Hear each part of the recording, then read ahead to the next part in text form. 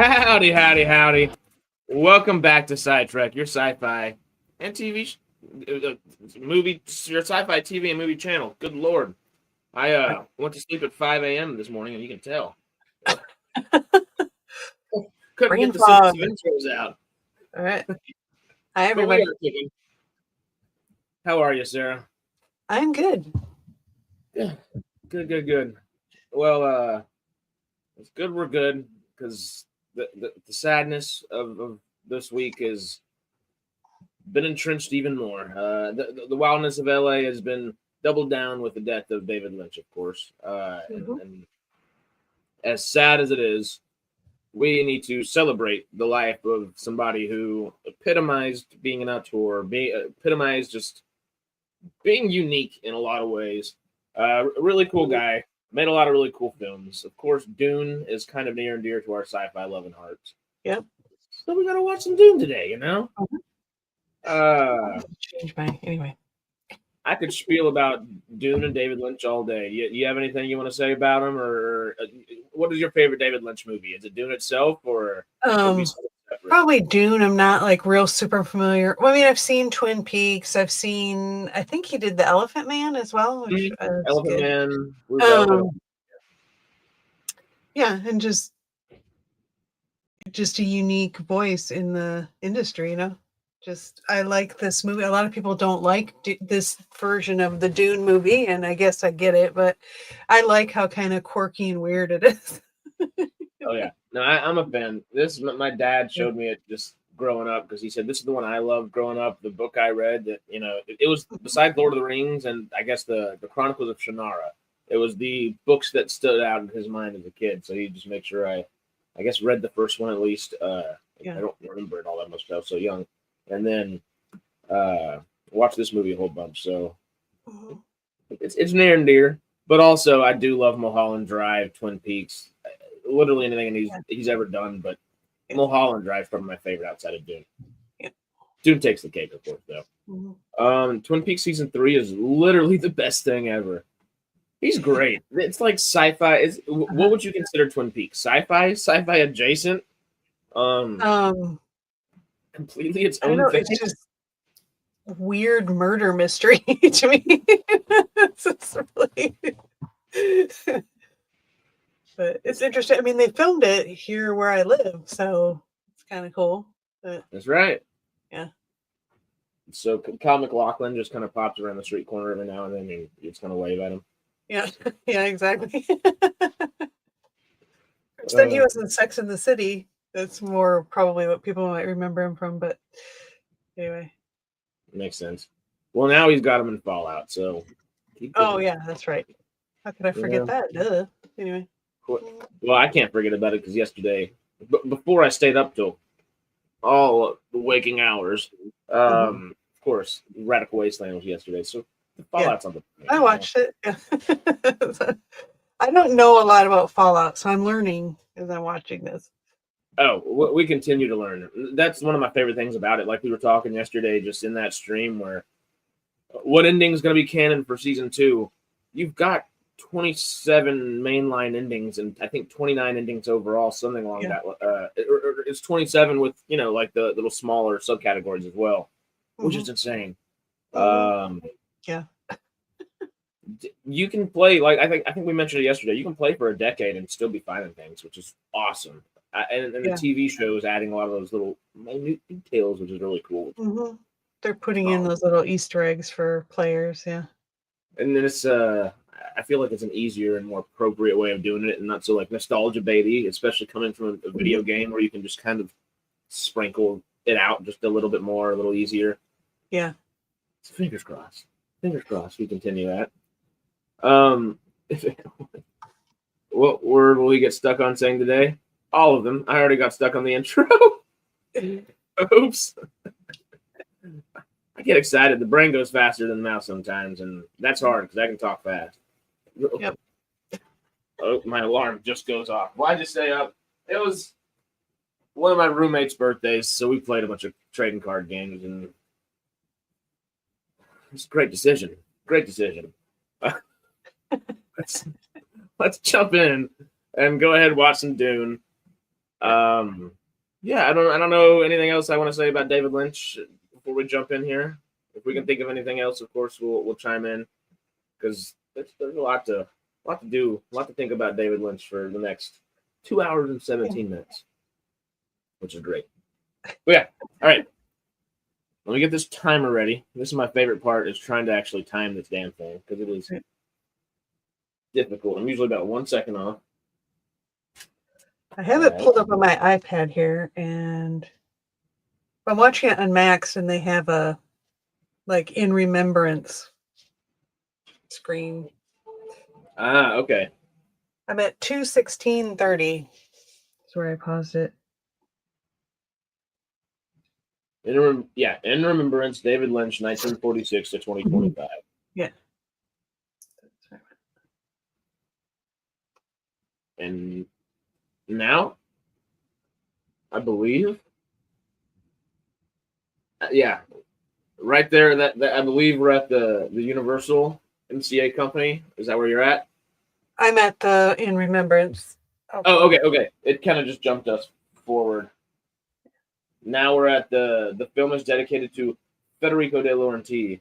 Let me just go back for a second, and we'll try to get the actual timer because we are early enough, and we don't need to fiddle with all that. Do you want me to tell you where I'm at? Sure. Oh. 2:16:15.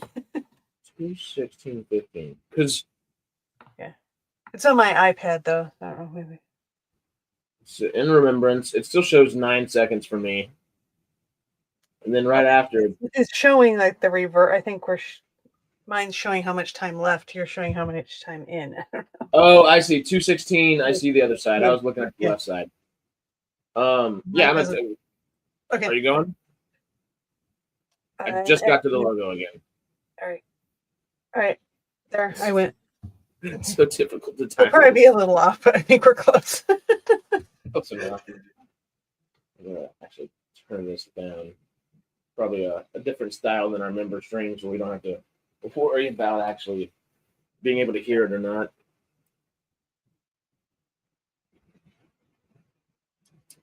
Oh my god! I found a Mexican Sprite. I shouldn't drink one in the morning, but that just woke the brain up.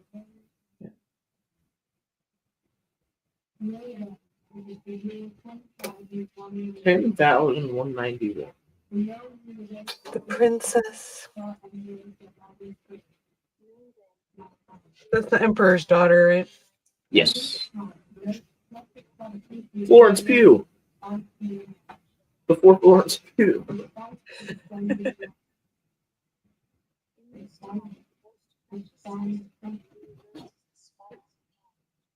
Spice. It expands consciousness. Vital to space travel. They're smoking oil. And apparently oil gives them wings more so than Red Bull, because it worked.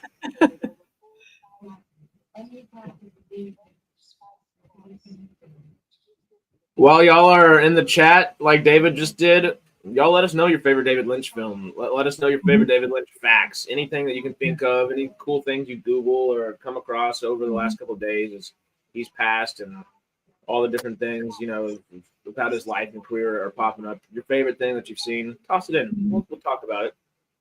We've got a little over 2 hours to enjoy Dune and the life of David Lynch. But Elephant Man is badass. It's probably been 30 years since I've watched it. I should watch it again. It's one of those ones that it's not necessarily in the same vein as something like Schindler's List, but it's not one that you need to watch all the time like that. It's you can kind of watch it and right. Okay, I watched it for the decade, or I watched it for 5 years or something like that. Yeah. Yeah. It's not one that you jump back to, but damn, is it a good one? Yeah.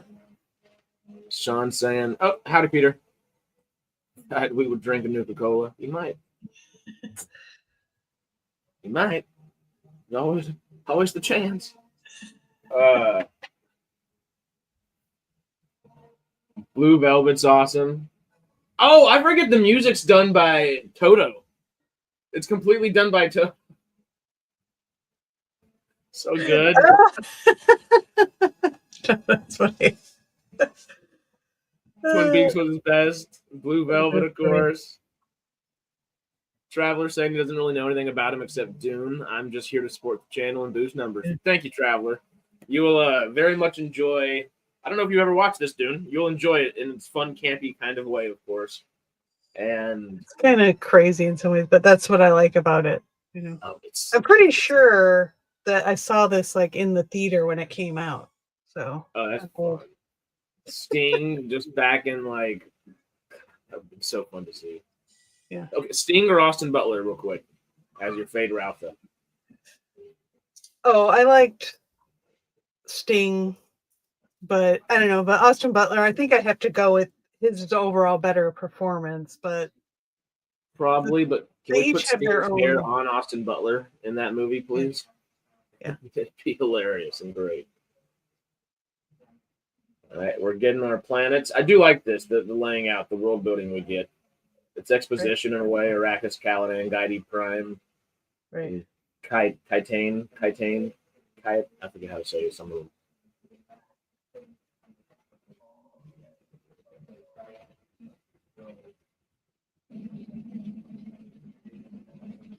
Even though it is exposition and not like world building in a Right. You know, not a linear sense, but caked into the actual film. Yeah. I love just the grandiose, just setting of the stage, kind of. Mm-hmm. Oh, Juliet said Elephant Man was good. I think that's the only one of David Lynch films I've seen. Oh, Juliet and Traveler, you gotta get on some David Lynch. It's time. Do a nice little binge. I do like the whole. Oh my gosh! Like I'm drawing a blank. like almost. Just how the look of the world, you know. It's almost like a golden Gothic. Like steampunky, future-y kind of thing. Do you like golden Gothic to explain it? Because it almost feels almost Tim Burton Batman-y to a degree. Yeah, it does. It has that vibe. Mm-hmm. Elegant touch to it in a way, you know? Mm-hmm.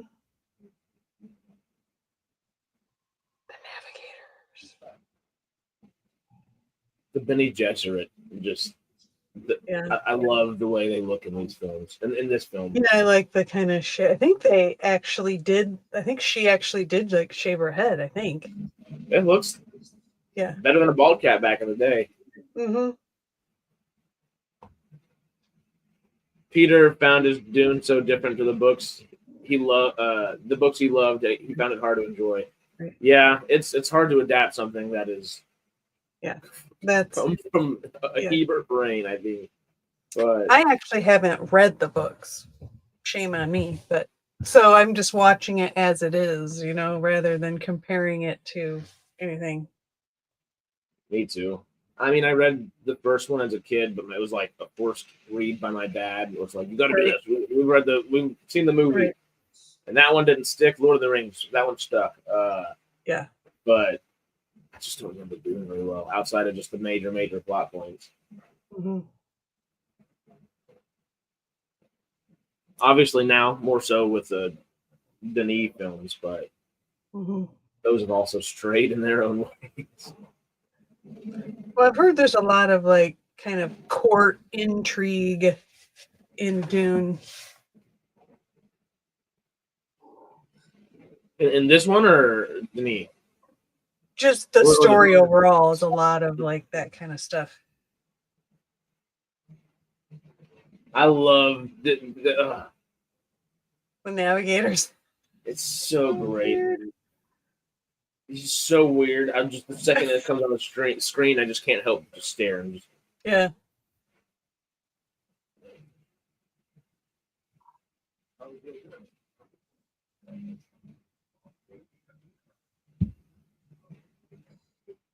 Hey, now that it seems the space race has been reunited and reignited, excuse me.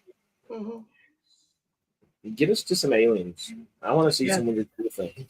You know? Oh, these are really political thrillers? Oh, very much so. Yeah. First books are great and worth reading. I got them upstairs. I need to just bite the bullet and sit down and do it. Right. It's bad. Last half of last year, I kind of got out of exercising as much as I should, and reading as much as I usually do as well. And I'm kicking myself at the beginning of this year to get that back on track. You know, finger crossed.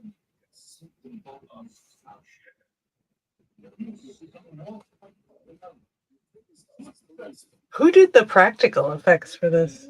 Interesting. You know, my brain just immediately goes, Weta! No, Yeah. I don't think they existed at this point in time. I'll read that in just a second, Mark. Sorry, I started thinking about this. Let me, David Lynch Dune practical effects.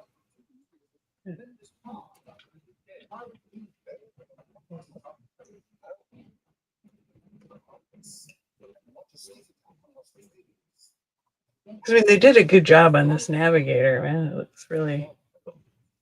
The whole thing. It's just, it's so great. Mm-hmm.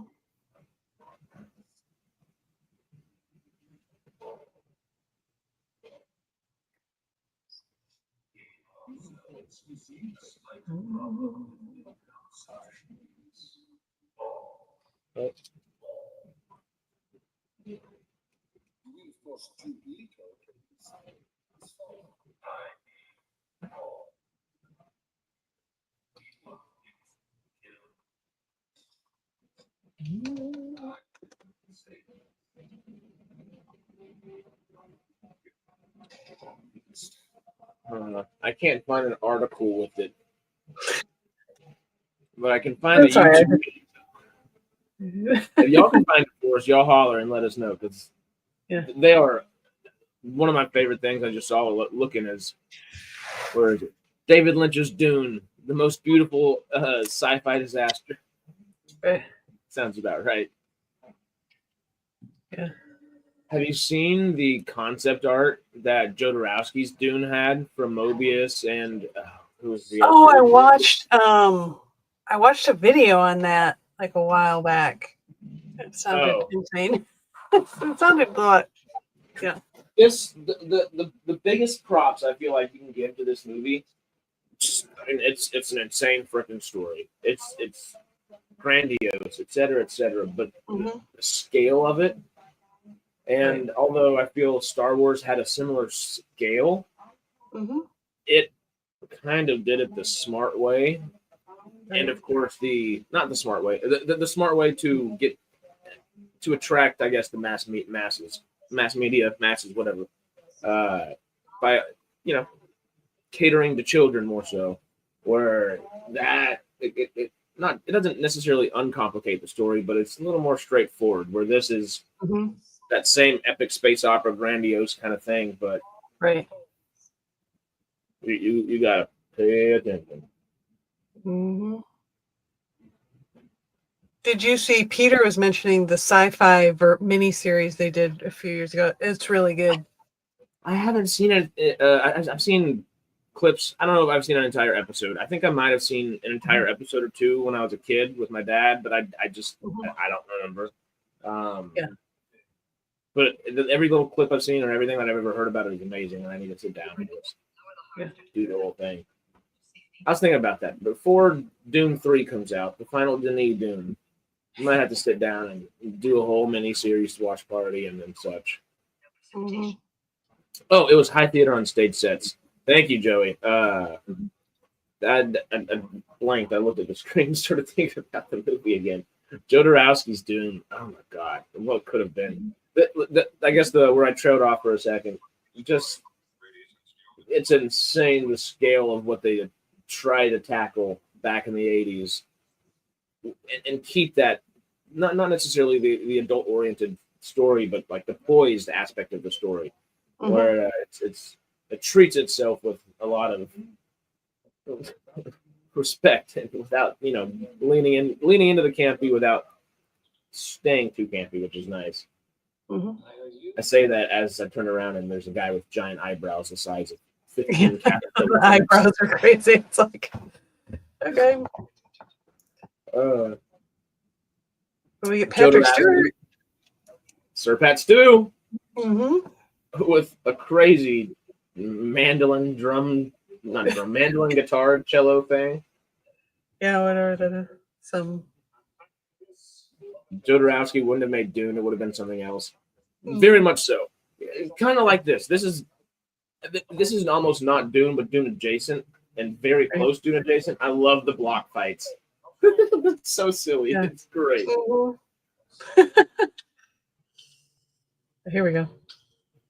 Correct me if I'm mistaken. Is it because Sir Pat Stew is Gurney Halleck? Mm-hmm.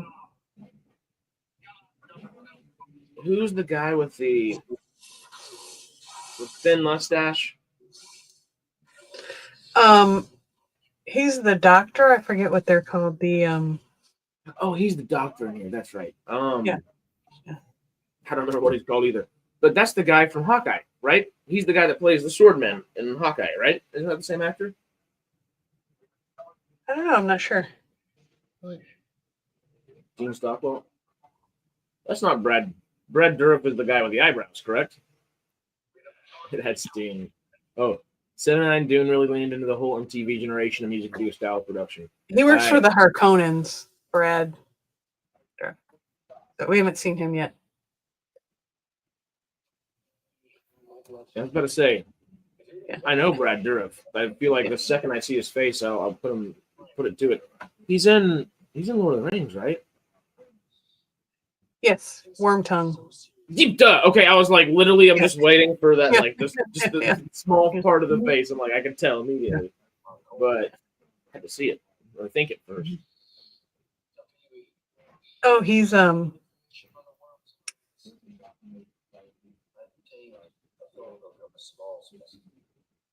my god, I'm totally drawing a blank on the name of the show. My brain is like not awake or something. I don't know, but I'm with you. Hawkeye, right? He's the guy from Hawkeye. Yeah, but no, the other show. Oh my gosh. What is this show called? Like, oh my god. I'm Googling Swordsman. The one where what's his name from Enterprise would take over people's lives and help them out. What was that show? The which one? Oh my god, I'm totally Street Hawk? No. Oh my god, my brain right now, I cannot believe I'm like having a hard time thinking of this. Okay. Quantum Leap. Yes, that's what I'm thinking of. Quantum Leap. Okay, Bacula. Okay. Yeah. What about Bacula again? Is he here? Oh, just Bacula was in Quantum Leap. Oh, okay. So I was just trying to think of the. Yeah. Anyway, listen. Okay.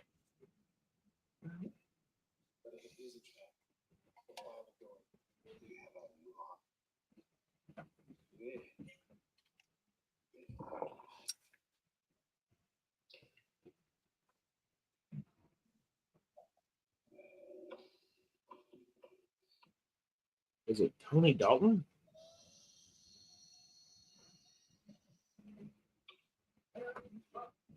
Mm-hmm.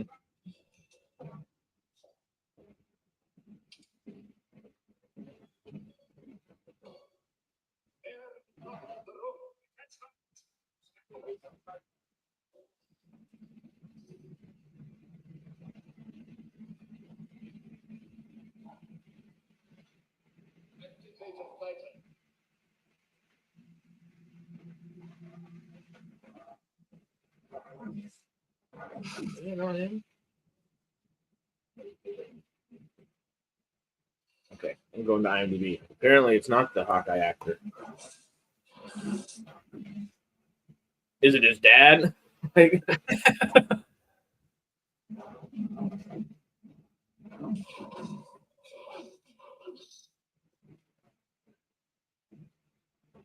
Those eyebrows get me every time. That's crazy eyebrows. Ah.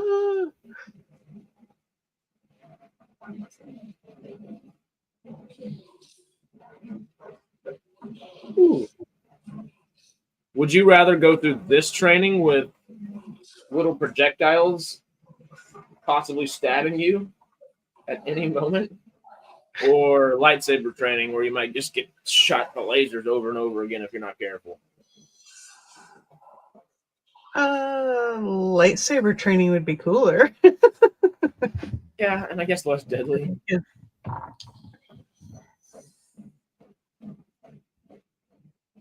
Channeling Londo Mollari. Dean Stockwell. Oh, that one's Dean Stockwell. Yeah. Aye. Traveler's just lightsaber. I think it just makes more sense. Yeah. Lynch actually appears in this movie as a spice worker. Do you remember where? If you point it out, well, I guess I've never been aware of that before. We'll see.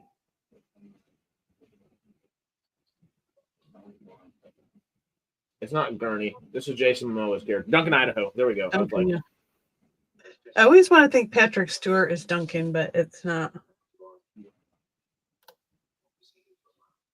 I'm so intrigued. I know we're watching this one, but I'm still so intrigued how we're gonna find out what's going on in Dune 3 with Denis Villeneuve. Yeah. Like,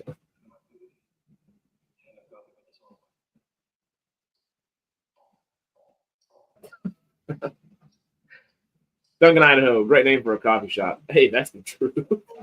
It is.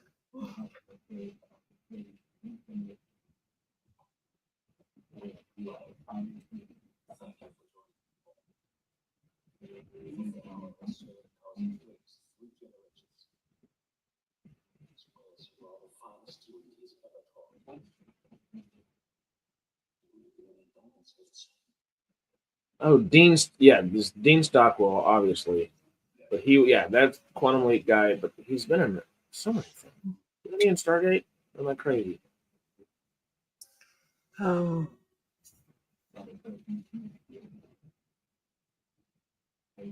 think he's done some Star Trek.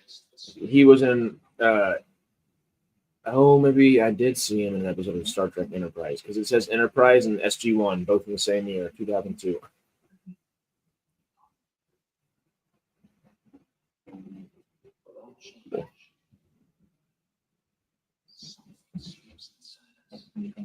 And Father Cavill in Battlestar Galactica. I like the spelling there. Galactic. That honestly could be some like space last name. Galactic. Mm-hmm. The Galactics are over here. Galactic family. I like it. Everyone's been in Star Trek. A lot of typos, apologies. No worries. They make for fun spellings and sayings sometimes. Stockwell was a child actor from way back, but he had some awesome roles before he passed away. Oh, yeah. I mean, he just has one of those faces. The second I saw him was, you know, it's not one. Yeah, he's done a million things. Yeah. Mm-hmm. Damn good in all of them. Probably not the biggest parts in all of them, but no. Kind of like Greg was talking about yesterday, one of those working actors that has those 1 or 2 day roles on everything possible.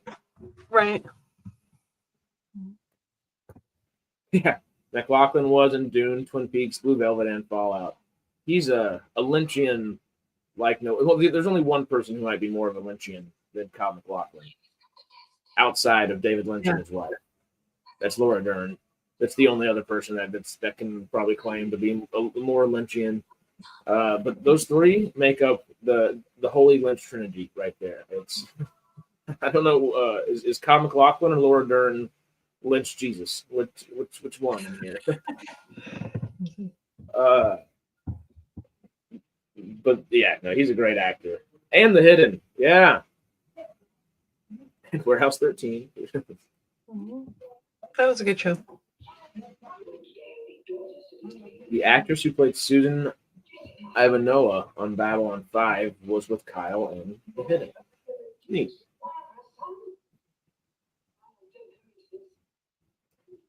What is the actress that plays the Bene Gesserit here? Because she's also, I believe, an acclaimed stage actress. Yeah. It's not Silvana Mangano, is it? Your mistakes and your son will pay with you.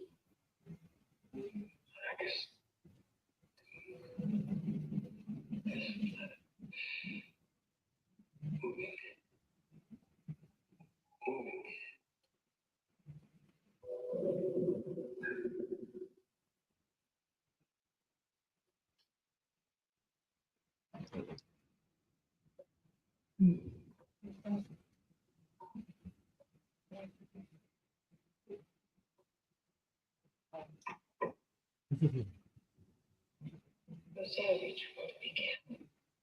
But I can tell you, dear God, for the Father, would you really think you could bear Just blame autocorrect. That's funny. The Benny Jesuit always sounds remarkably funny. Yeah. my greatest student? Dune had a lot of actors from your childhood. Francesca Annis, Lady Jessica, and was the widow of the Web and Cruel. Sean Phillips, the Reverend Mother, was also Queen Cassiopeia in Clash of the Titans. Heyo. Sean Phillips, that's who I'm thinking of right here, huh? Mhm.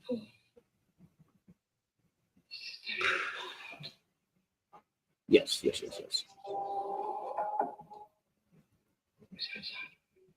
Huge UK star back in the 80s. Mhm. Yes, he did. Mhm.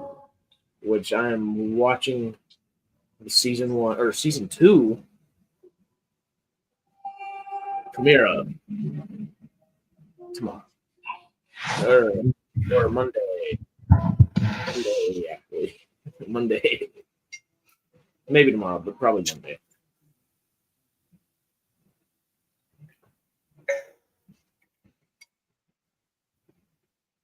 This is the Reverend Mother Giles, Helen Murray. She's come. Put your hand in the box. Mhm. Trust me. It'll be fine. You know it must be done. Fear is the mind killer. The what? Fear is the mind killer. Oh, fear is the mind killer.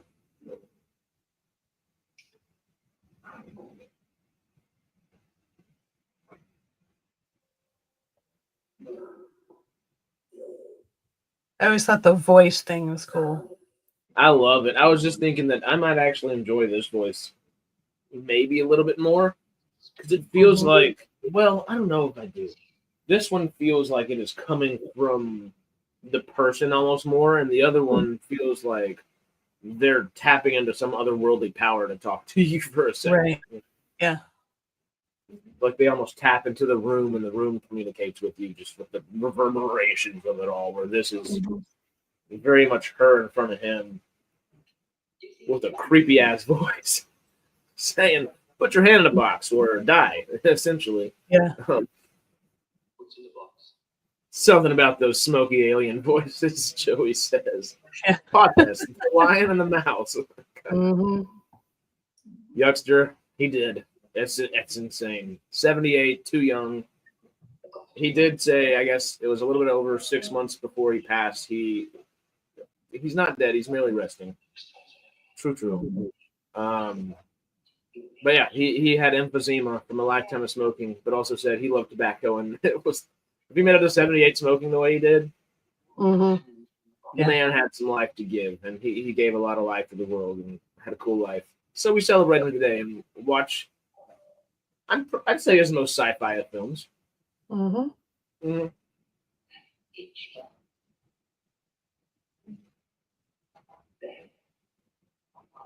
No, It burns. it becomes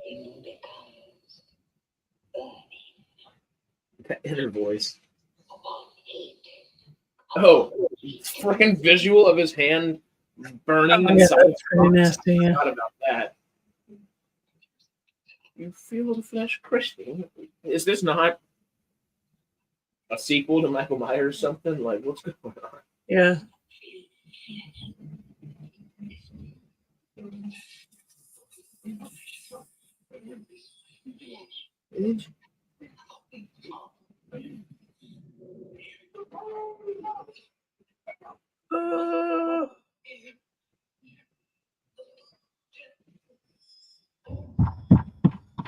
Looks like she's enjoying it. Yeah. If you absorb all the pain that you got, like, is this Yeah. some John Coffey situation? Is John Coffey was the original Benny Gesserit. The Green Mile is a Dune prequel. Surprise. What? Listen to all 80s kids, keep your hand out of the microwave. I've read that in head. I'm very glad I reread that and said hand. Yep. That made me think of the freaking Flash movie for a second, tossing the baby in the microwave. I thought Harrison's having a stroke for a second there. See, this is when we need, like, I guess just a super cheap little tier on for members. I don't know if we have a 99-cent or like a $2 one. I think there's a $3 one, whatever. But for all members, you can see me having a stroke all the freaking time because every time the Star Trek Enterprise theme song comes on, which is both the best and worst thing ever, the most fitting and least fitting thing ever, but it's perfectly cheesy. I jam out, sing, and act like a fool every single time because how can you not? Well, enjoy it now because they change it later and it gets worse. You'll know when you get there. Anyway. I know you don't want to hear that. Spoiler. Is it the second season or is it later? I think it's the third season. I'll keep my money. Thanks. Probably a smart move. You ever need to see someone stroke? No, that's. I'm gonna before that sentence just goes into any other realm. I'm gonna just reverse while I can and step out of that one.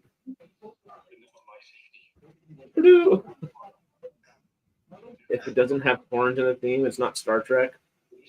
Oh, sounds like you need a little faith of the heart, you know. I skip it every time. I would, but I can't skip the damn thing, or it screws up the time on the thing, so I have to keep with it. Mute button. Oh, that's a good point. I can always do that. That is usually like, you know, while it's on, if I do need to go grab a water real quick or something like that, that's my few minutes or my minute and a half to sprint and do that real quick. Mm-hmm. But if I have everything all set, if there's Brad Dourif. Mm-hmm. Dourif.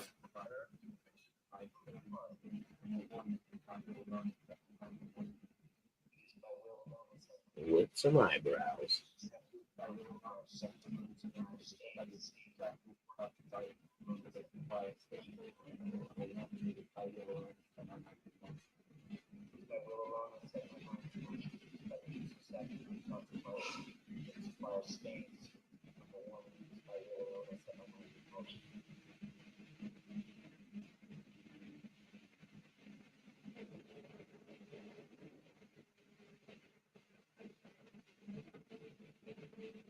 This always reminds me of like dirty Coruscant almost.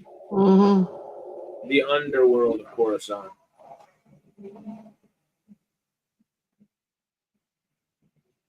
And this just looks spooky as hell.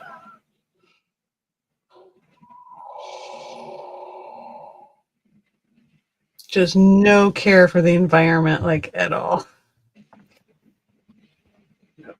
Well, the ear like that, the eyes like that too.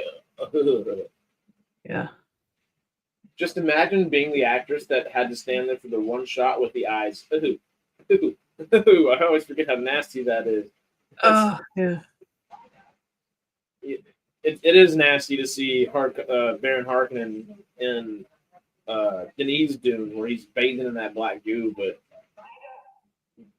Pimple Boiled Harkonnen is scarier. Maybe not scarier, but definitely It's so gross. less enjoyable to view on the screen per se. Mm-hmm.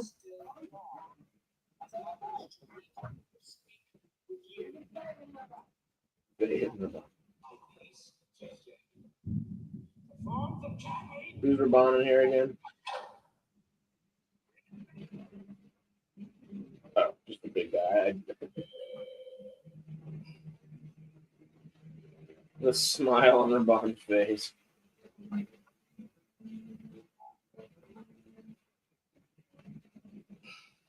Do we ever see the two of them enter in a room in that similar kind of manner in Denise Dunes? I think they're always kind of opposing forces in a room. They're kind of almost pitted against each other. Yeah. Or they're the evil brothers walking in the room for a second, and it is fun.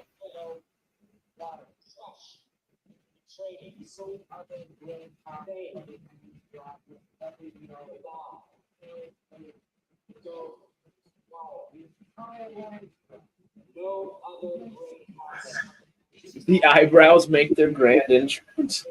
It's all about the eyebrows. And if you don't have eyebrows, you have boils on your face. Mm-hmm. You got two options. If you don't have that, you got your eyes and your ears sewn shut.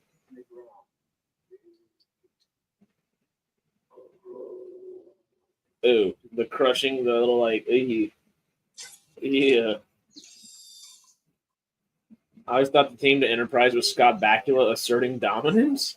What? Sarah, are you an actress? Have you ever acted? No. She's the producer extraordinaire behind the camera.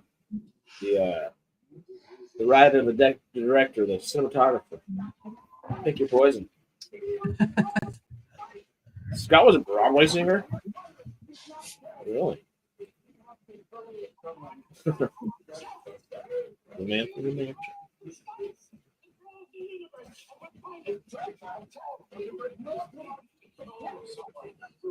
10 legions of Zadaka. This treasure will be worth more to us than 10 legions of Zadaka. What's this?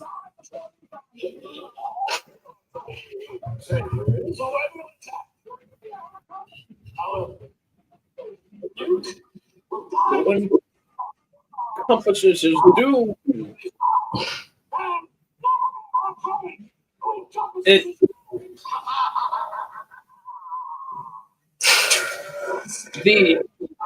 The flying up in more modern Dune is much more menacing, but this adds that maniacal flair to it.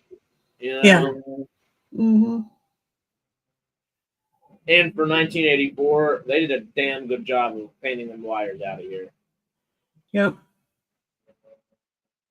Oh, and now he's bathing in some black glue.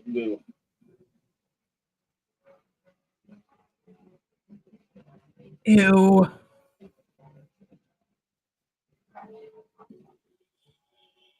Ooh. That's so.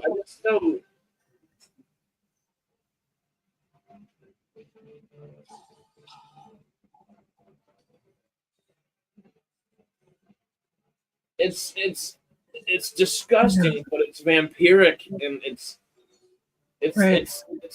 disgustingly sensual and vampiric and like bloodlusting. Right. It's Yeah. in that face. Ew.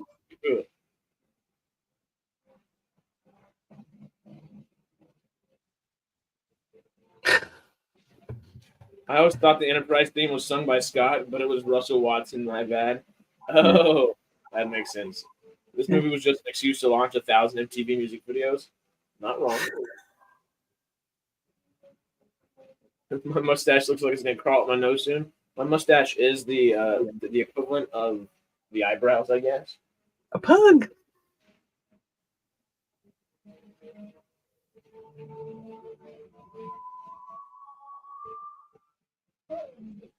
I'm just counting him so good.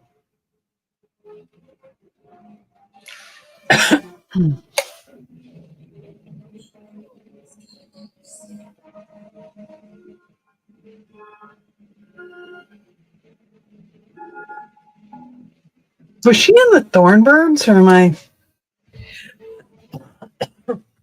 On what? Lady Jessica, was she in the Thornbirds? It's a mini series from the 80s. You probably wouldn't look that up. I don't think I'm right. I just want...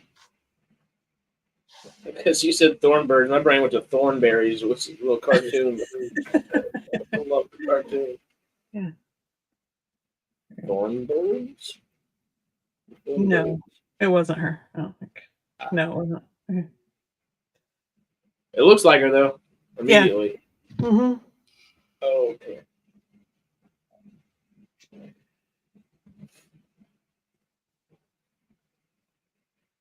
We should do this more often. Just watch all our movies together. Hey, never a bad idea. We're trying to do more watch parties, just to, add value to the people that pay on different areas and stuff, But doing this, the occasional, if some giant sci-fi director passes, we're remembering their life doing something like this.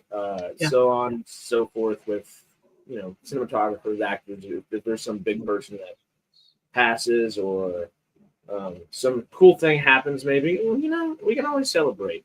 And, like we mentioned earlier, when Dune 3 comes out with Denis, we might as well do something like this, but do it for the entirety of Dune. Mini-series and all.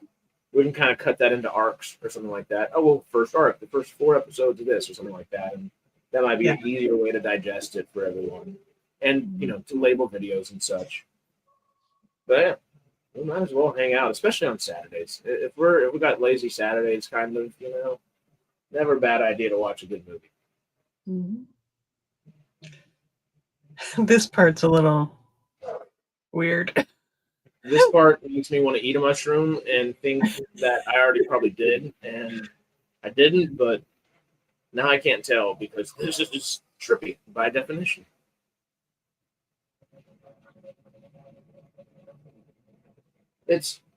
What are those ships called? I have the picture of it back here, but I forget what they're called. Anyway.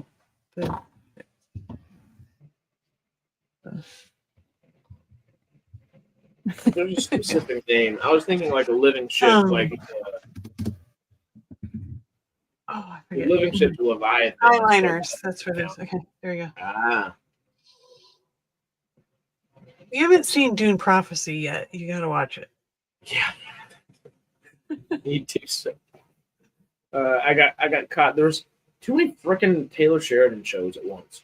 That's not a bad problem to have. No.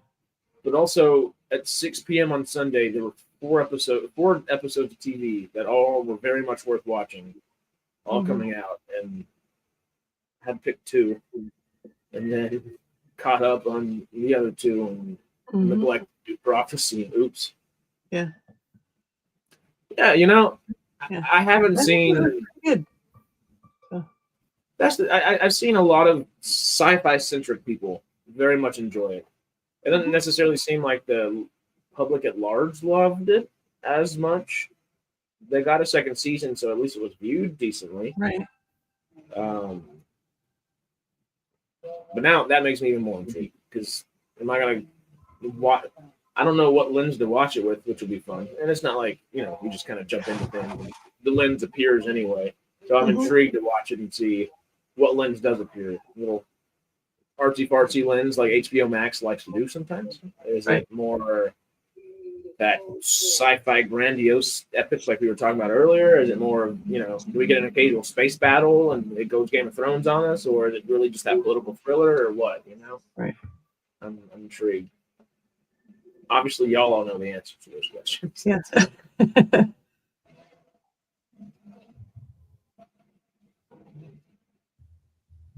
That I do love showing the heat just taking over.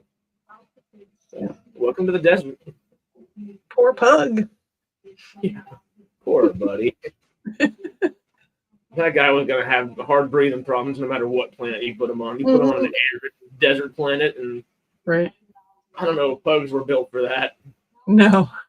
I don't know if pugs were built for many environments. No, definitely not that one. Your lap. That's the environment. We needed a Caladan Labrador. That's what they needed to bring. Yep.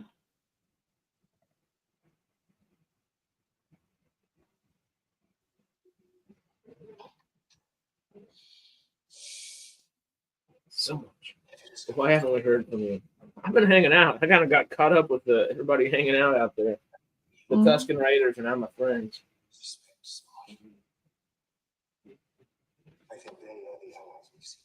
Villeneuve makes Dune movies like old-fashioned ABC miniseries. Kids today just don't know what's come before. Right. Yeah, it makes sense. Quite the 80s were kind of like the best miniseries. There was Thornbirds, there was Shogun, there was North and South. I want to watch that Shogun one so bad because I love the series from this year or this past year.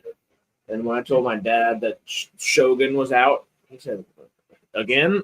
I was like, "What are you talking about?" And he said, "It was a damn good miniseries from the '80s.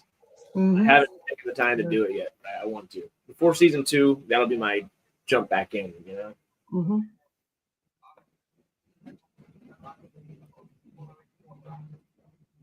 I think a lot of streaming services are thinking about building their own libraries for the future. Oh, for sure. For sure.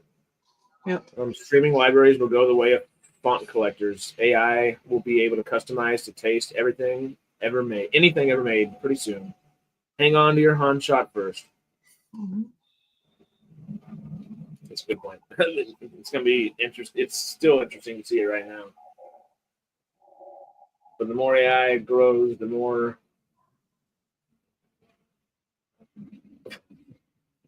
Sorry. Cut myself off in thought whenever I look over and the very cube defense perimeter pops up. Everything's so cubical. Yeah. Except Max von Sydow. He's just Max von Sydow. Mm-hmm.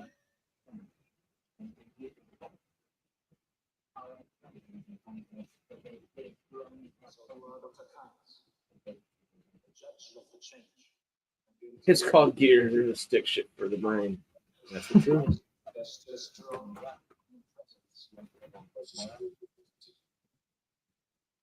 is my son Paul. Are you a fellow?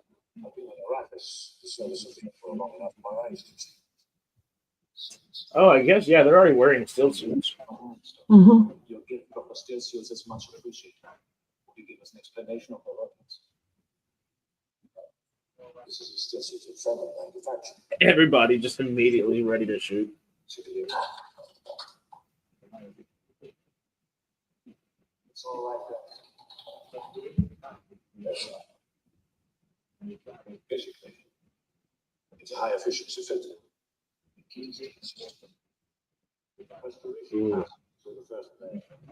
Ooh, there's a brisket for my roommate that had a birthday yesterday. I said, I got a deep freezer full of food. What do you want? He said, if you got a brisket, please. And I was like, I got you. So I had a brisket de-thawing yesterday. I realized it wasn't going to cook in time. So I was like, no, let me do a long brisket. And I'm cooking it for 20 hours and just letting it go low and slow for a long time. And the smell just caught this room. I am getting very hungry now. Yep. It will keep me going. If you see me pacing at any point,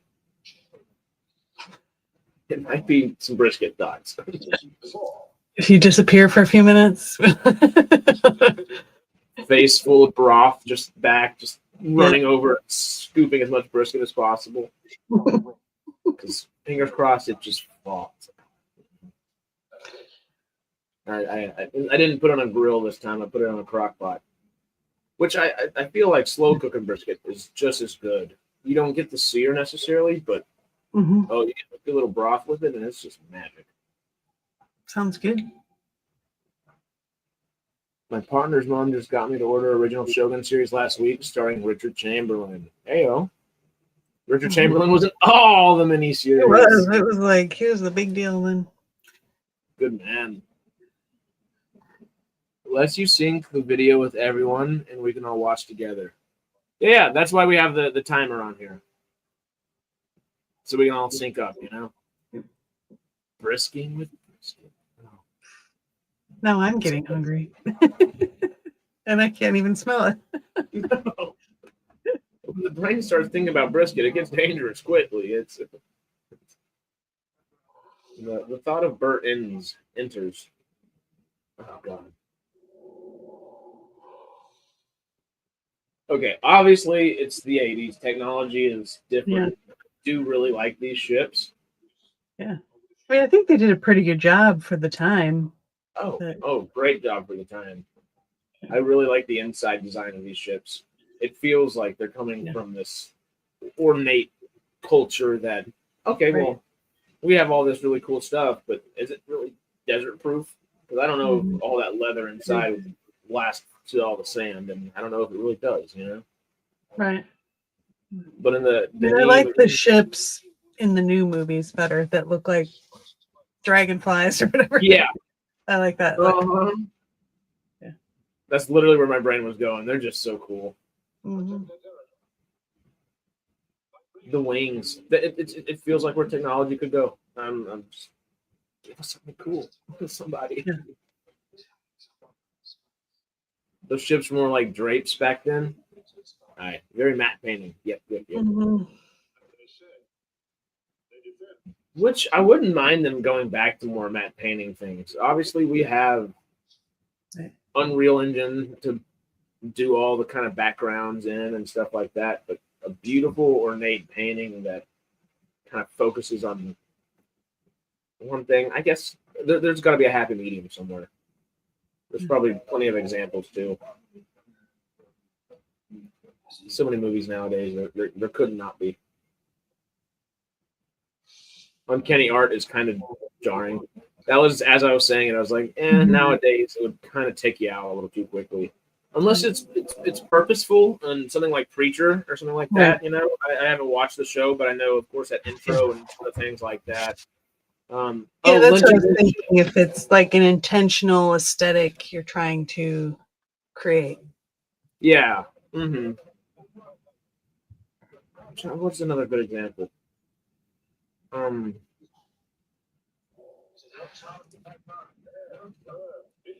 This Preacher, I feel like that's Legion. Legion's another one that kind of was around that same time that it doesn't have necessarily. It does literally use matte paintings because that's one of the supervillain powers. Right. So that's kind of fun. But that was so good.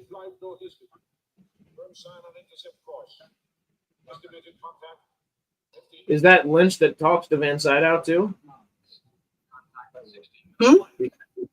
Is that David Lynch that talks on the radio to them? Oh, I don't know. Is it the Harvester ship that Lynch is on? Yes, there he is. It isn't answering.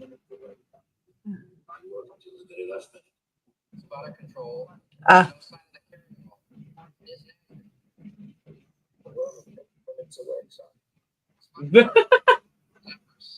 The miniature just being dragged across the sand for a second is great. Yeah.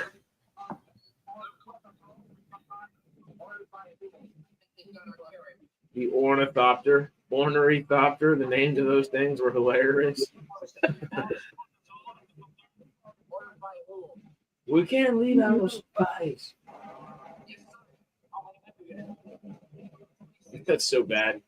They're like, you get out of there, save your life. The guy is in, I don't know a better word for it, but the guy's in there kind of tweaking, just saying, not the spies. Can't give up the spies.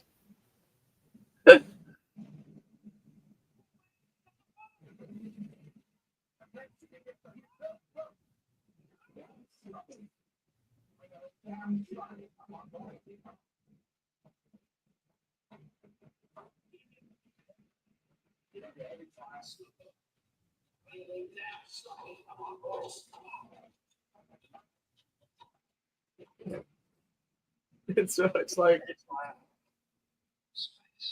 the first time this kid ever gets stoned is right here, right now. Literally just a bunch of guys running in for their lives, and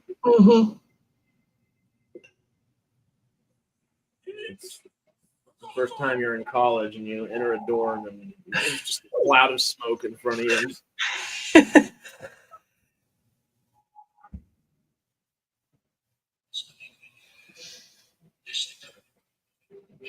Dude can't hold his spice. Exactly. Yeah, he's a little bit weird. Yeah. He just. And it's funny because his face is totally. Oh, God. That's where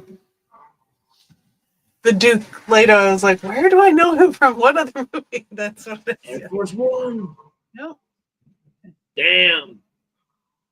The worm. Sometimes practical effects just look so good still. I know technically Our modern worms look so much better, but that earthworm scene, that dune worm scene, right there, just destroying that harvesters.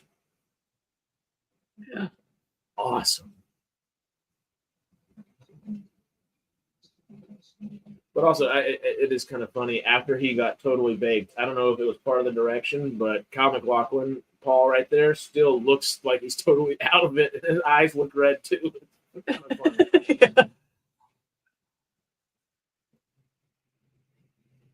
The wings on the ornithopter.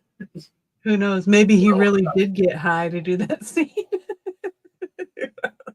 Kyle MacLachlan said, "David, do you have any extra spice? Yeah. You need to method act this one real quick." Yep. Ornithopter is Greek for birdwing. Is that Greek or geek? Kind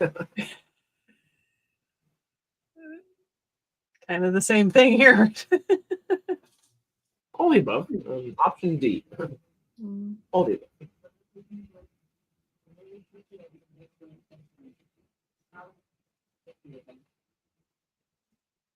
This does feel very early 80s.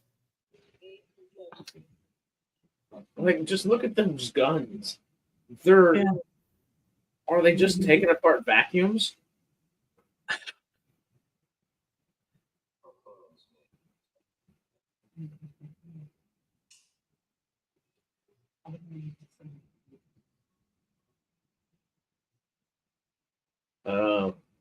What's he scanning them for? I forget. I don't know, but I was like, this is the worst dodgeball lineup pickup I've ever seen.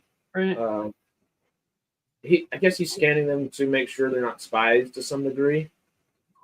But obviously, spoiler alert, Mr. Spy himself is giving himself away just a little bit.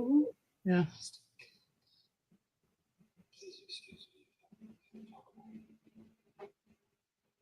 The Imperial condition.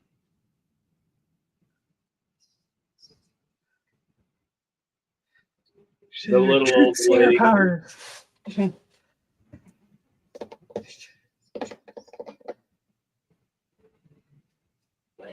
Yourself.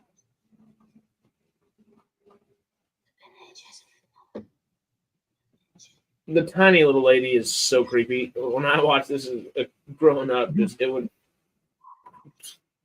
she was, I don't know the nice way to say it, but it was like the Gollum version of sci-fi Gollum, but more human-y. Right. And smart. I don't know, just the voice and everything creeped me out. Mm-hmm. Did the dialogue give it away? Maybe. Hunter secret missile. Are you hearing gamers?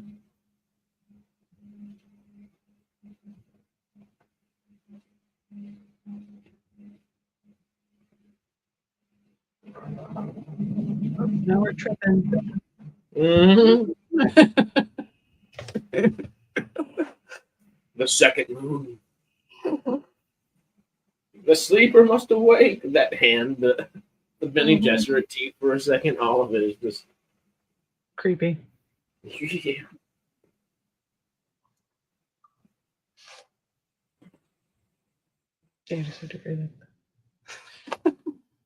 That needle on there like that. Yeah.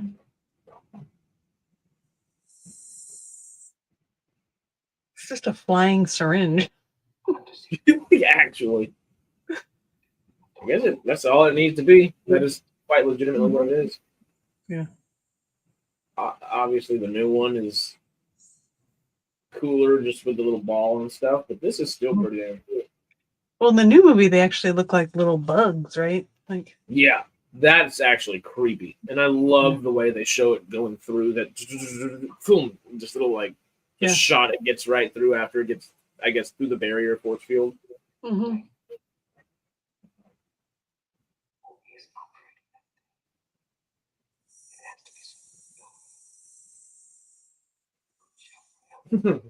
The most obvious wire hanging shot possible, but I still love it.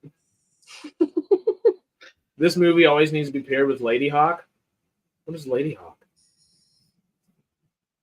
I'm scared to actually Google that. I like how they show like its view is kind of interesting.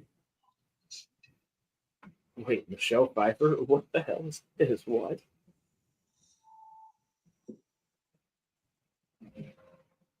Medieval fantasy? It's a Richard Donner movie with what? Rutger Hauer, Pfeiffer, and Matthew Broderick? What is Lady Hawk? What? Ah, Ferris Bueller Takes Time.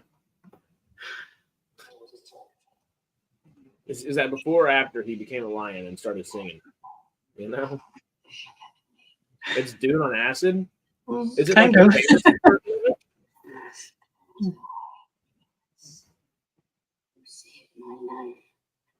Who it is, we cannot say.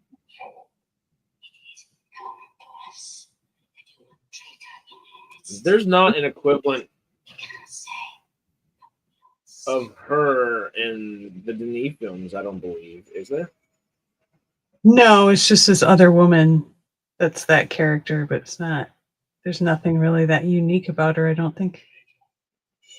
Because she's not the Fremen character, technically. She is a Fremen, I think, but I don't know.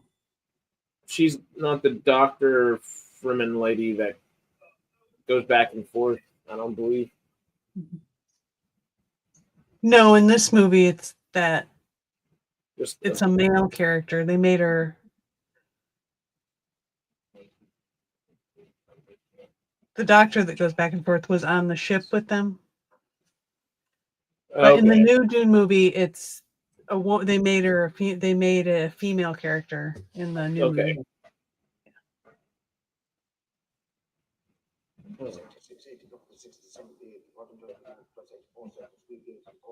Wait, the music video ensures all they needed was the Alan Parsons Project. Is Alan Parsons Project part of this?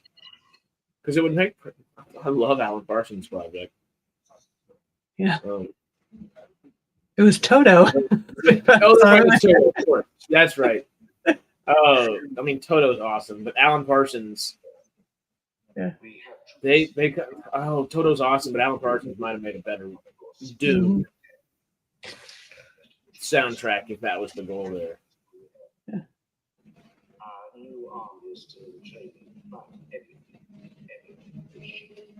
What? I got an Alan Parsons song in my head now.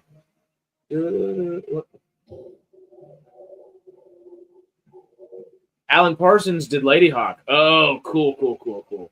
Okay. Oh, so it is really true. I see. That gave us some good context. The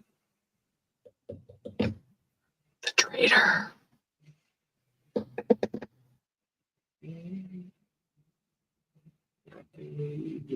What song is that? I'm trying to think of that one part and song. Pedo hadn't even read the book and made the music. Kind of shows. Mm-hmm. Yeah. Oops.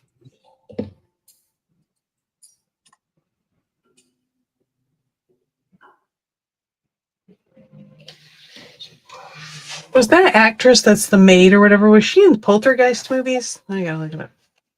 Oh, is that her? No, that's not the same lady. But similar, because both. Is it? I don't think so. Is Peter saying yes? Maybe it is, because it is.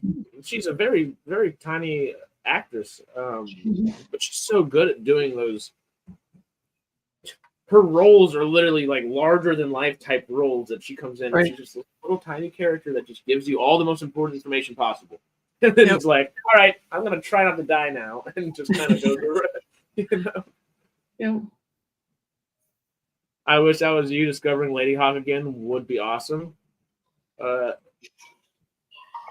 Is it succinctly fantasy? Lady If so, Hawk. give us 6 to 9 months, and hopefully we'll have some fantasy crazy stuff going or something. I don't know. I'm just kind of giving an arbitrary number out.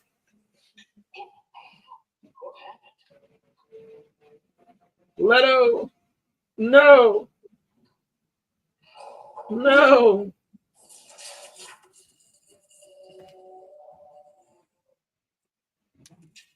UA?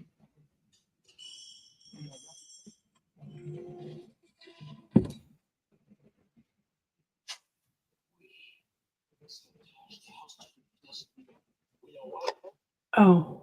Mhm.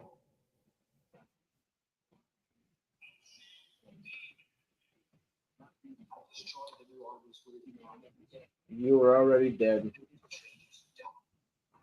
Such an interesting thought process, and it makes sense from the doctor's perspective to a degree.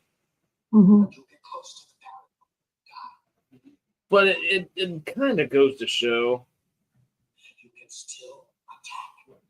ask for help sometimes. You know, people like if you got some crazy thing going on.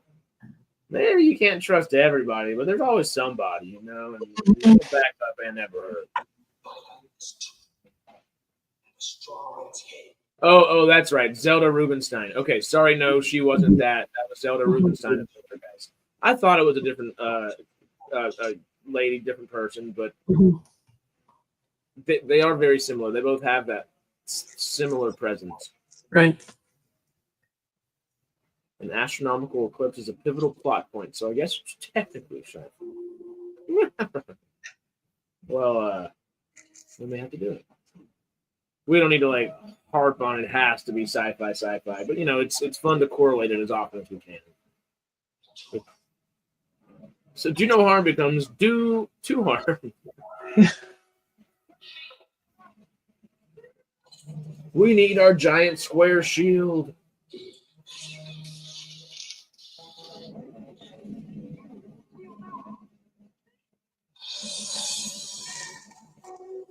The destruction.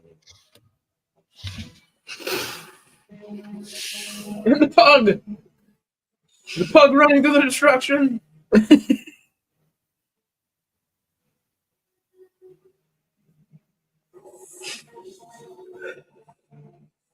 weirding modules are gone. Weird. Mm-hmm.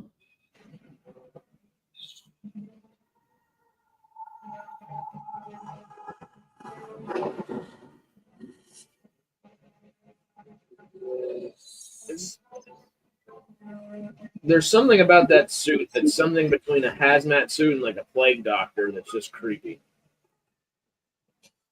Yeah, I mean, it looks like they must have used like hazmat suits or parts of hazmat suits to make that. Or like those, you know, whenever you see those like Contagion kind of movies, they're wearing. Mm-hmm. They maybe just a little bit off, but it almost looks like they could be in a Chronicles of Riddick film too. Right. Well, they're supposed to be. It's keeping them fed with like spice or something, right? Because those are the Emperor's troops or something. Anyway. Is that what it is? Are those the starter car right there? Yeah, I guess because they're. Yeah. I'm so used to the two separate movies. Mm-hmm. You know, start thinking different ways.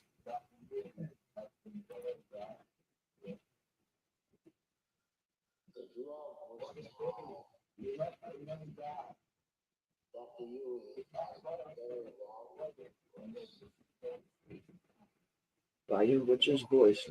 You must remain gagged. We can't let ourselves be swayed by your witch's voice.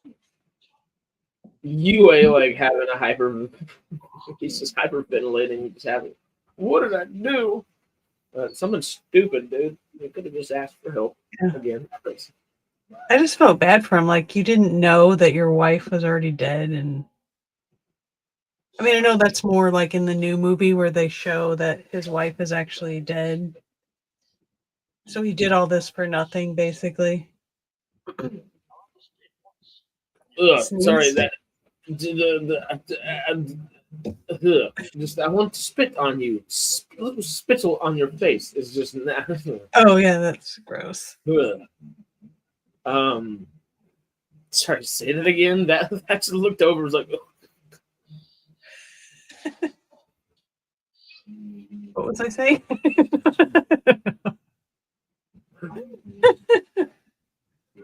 It was good. It just was. It's much better than the nasty spit. Oh, Dr. Yui, like that he Like he didn't realize that his wife was dead already. That he did all that for nothing because they killed his wife. Well, it's like one of those things. What do you expect him to do? Exactly. You They're know? Harkonnens. Well, They're literally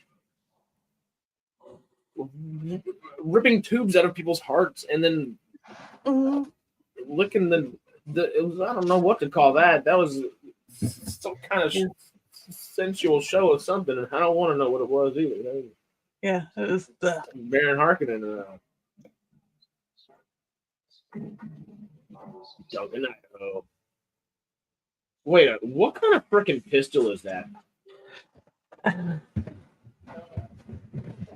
Is that just straight up a square box with a little cylinder glued onto it? Yeah, basically. I love it. I wonder if Denis will make it to Children of Dune or even God Emperor. He's not. He said he's done after this. Yeah. Wait, the next one is. It's not Children of Dune. What is it? It's 3. I don't know. All I know is Messiah. There we go. I was like, Messiah. I know it. But yeah, he said he's he's done. Books you're talking about. Okay, never mind. Yeah. He said he's done after his third film, and he will leave it where others can pick up. So the studio, not Paramount, is it Warner Brothers? Or is it Universal? Whoever makes Warner Dune. Brothers, I'm assuming, because HBO. That's, I think, yeah, it has to be Warner Brothers if that's the case. Yeah. I think he said he's bowing out and leaving it open for the studio, which would be Warner Brothers, Right. to come in and continue. And hopefully they'll hire some damn good filmmakers akin to Denis Villeneuve. He just kind of, I guess, wanted to have one of the trilogies for himself. And can you blame him? Yeah. Spice gave them superpowers. It was kind of a MacGuffin, whatever they needed. The answer was more spice. Mm-hmm. Haven't you ever heard of magic mushrooms, Joey? I'm playing. What?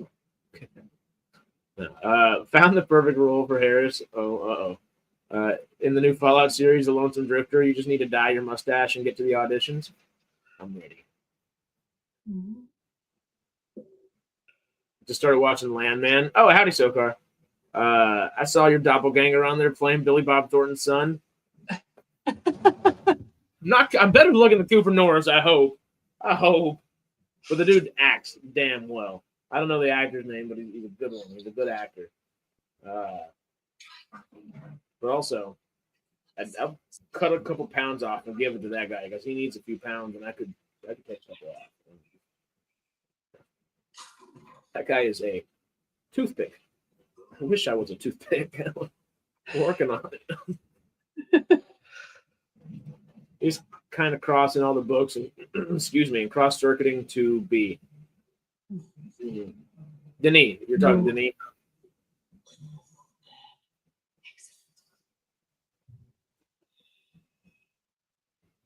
Like, it's such it works so well for this movie, but it's so weird. Yeah. Like, it's straight up it's bondage. It's not like it's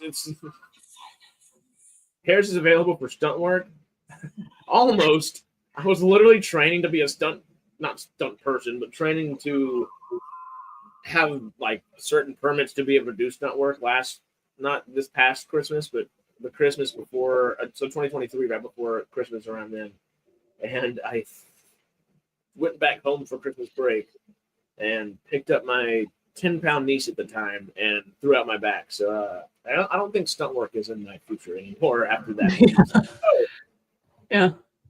The human body is very malleable at times. Mm-hmm. I'm going to stick to the writing and the directing and try to stay in shape, but I don't know about the stunt work.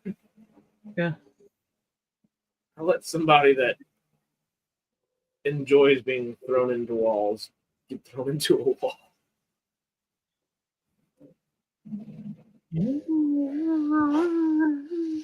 Oh, stunt work can be very therapeutic. It puts you closer to death. Yeah. I don't know if that was sarcastically funny, but it was. But also true. Like, actually, like people find it meditative in that way, in a weird way, but it's not a weird way. I guess it's just the way it is. Traveler. You know, scream it from the We need to rooftop. get all of us SciTrek people need to be extras, at least. We need a SG 420. I don't know. It's some kind of crazy. It's a Stargate just team number, and just let us be that. We got you. We've got our scientists. We've got the. We could make a different team all kinds of different ways. We got this. Hey, actually, they did a contest to bring in fans in Stargate. It's history. Heyo. Let's get a new Stargate movie and or TV show, or both, or multitudes of both. Over time, make sure the quality's there first, of course. But Yep. And then we're working on it, y'all.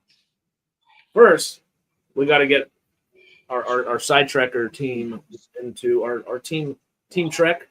I don't know how we got to find a cool little alliteration or something. Oh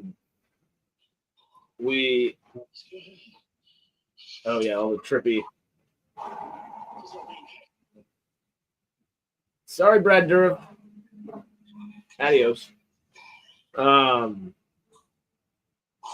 yeah, we got to get ourselves in Fallout first. Team Trek in Fallout.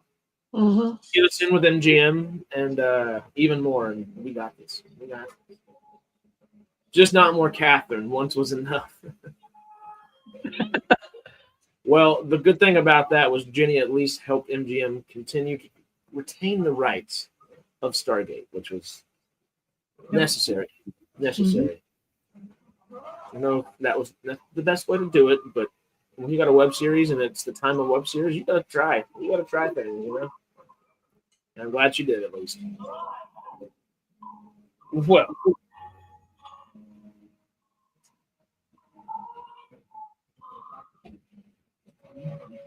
I'm prepared. So prepared. You don't even know. So ready. Sam Jones could be my grandfather. He's not. He could. MGM, please.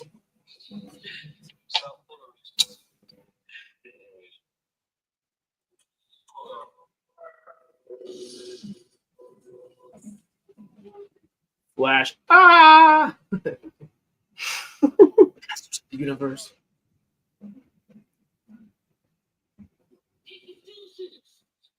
The Ring.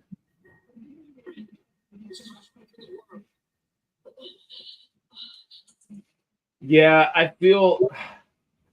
I like what she says there. 1 million deaths aren't enough for UA. Obviously, you'd be feeling that way in the situation. But I also like Rebecca Ferguson's. What's her name? What's the mother's name in here? Lady Jessica. Lady Jessica. Thank you. I was gonna go crazy if I couldn't think of that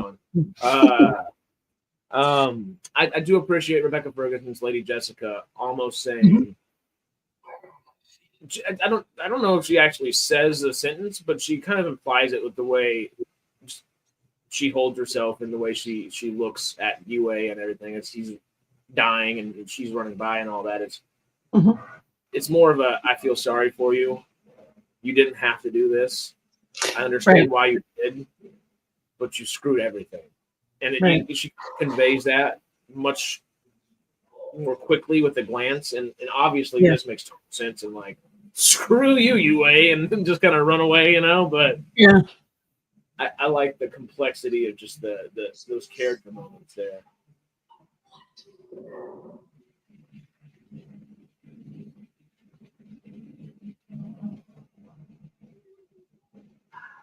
The Sting stuff. I do wish we had Sting as an actor more and more. Like, he's so fun to watch on everything. Sting. Like, yeah. Come on. What I always love my dad's favorite album from his, I guess, personal music is it's like the Blue Turtle whatever album or whatever. It's just like a really like soft psychedelic kind of rock, and it's really cool. But Steve's so good. I just Moad.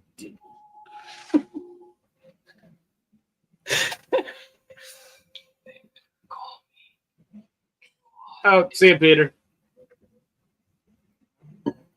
Dune needs its Spaceballs. It almost writes itself. Hey, let's do it.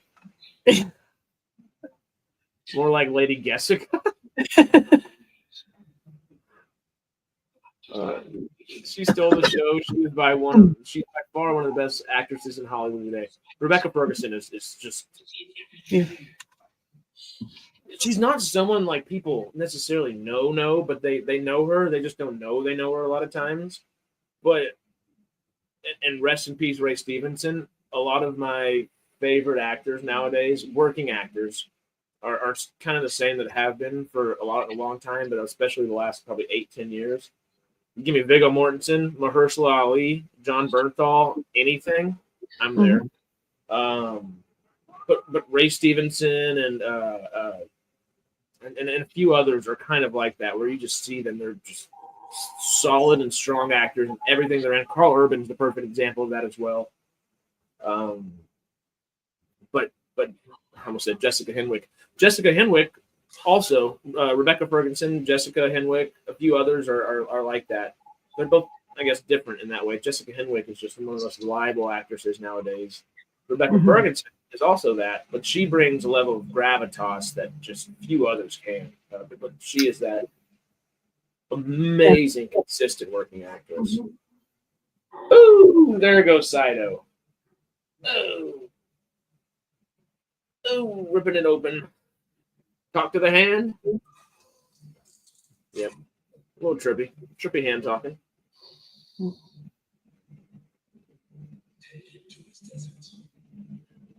Raban's really only big moment in the film. I guess he doesn't have those Dave Bautista moments we get, kind of. Yeah.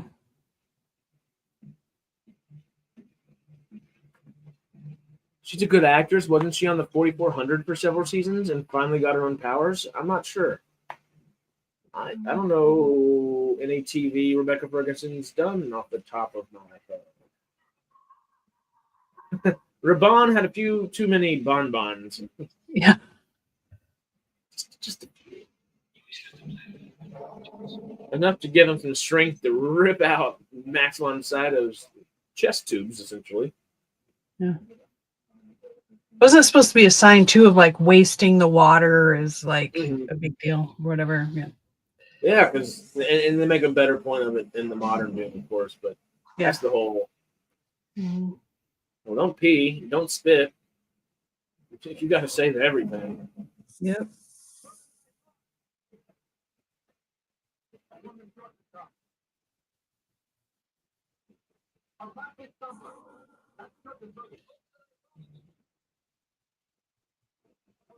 Can we find a way for as much of this cast to play in like just the Dune franchise as possible?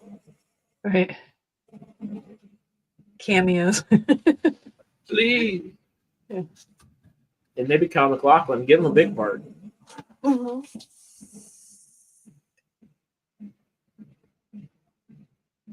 Thumpers. Again, the modern just looks a little bit better. Yeah. But I like how the Thumper design essentially hasn't really changed. It's still just it's a garden-like post that just poof, poof, and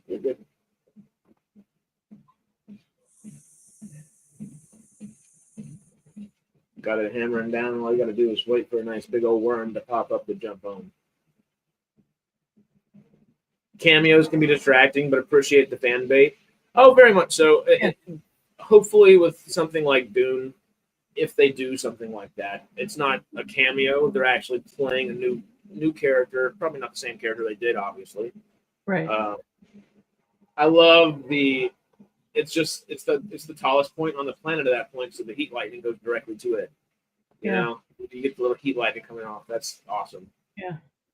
Which I guess makes sense because you'd probably produce sliding through the sand would produce a lot of static electricity. Yeah, it's That's sci-fi. That's actually adding a little bit of science into it, which is cool. Mm-hmm. I don't think. Well, yeah, we would know, I guess, if that was in the modern Denis Dunes. It's not, but it would be a cool little thing to add to it.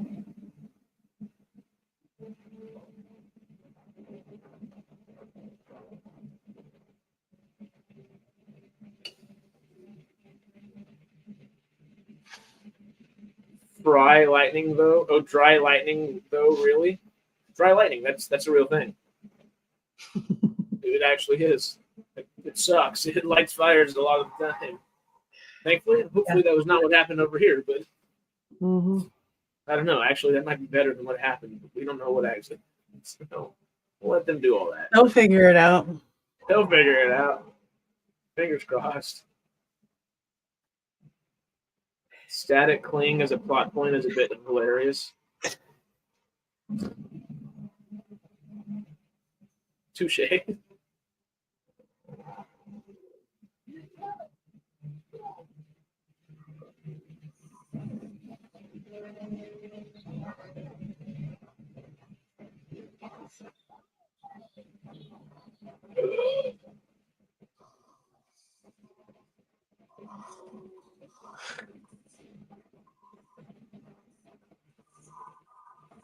Oh, that ball is fun. Oh, and there goes an ankle. Ow. What do you think? I love how the beginning of all of the falling, you see the stunt actor obviously sliding down the little slide for a second, and the way he falls is do a flip. The next time is do a flip. There's like 2 or 3 little small flips in there, and I just love it.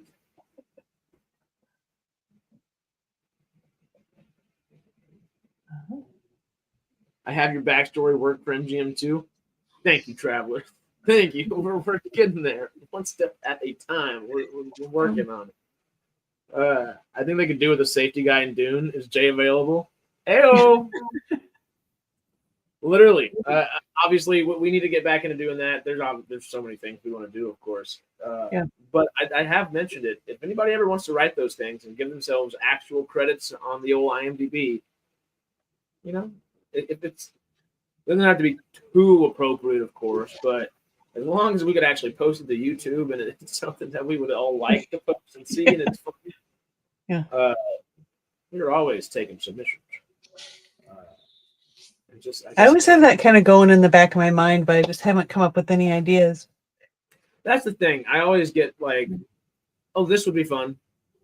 And then you start trying to think about it, and 14 other things pop in your brain. And you're like, well, actually, this is one that I need to be doing first. And it just enters the back burner naturally, which sucks, but also it's going to be fun when we get back at it again. Because once we get in the groove of that kind of stuff, we'll be back at it, and that's going to be fun. I love the safety guy stuff. PR guy, safety guy, we can do all kinds of stuff.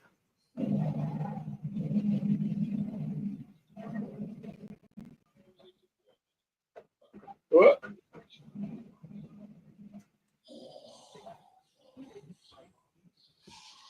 That's right. Sean Young, is that her name? Is in this? Yes, Sean Young. Yes. Yeah. What else has she been in? Google it real quick. Blade Runner. Oh yeah. Yeah.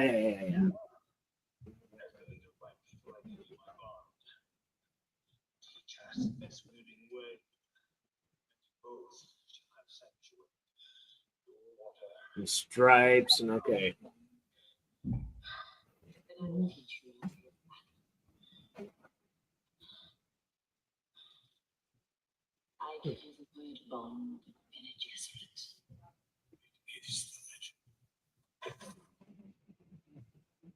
There she is. Johnny. That's so like the inner voice cracks me up in these. Mm-hmm.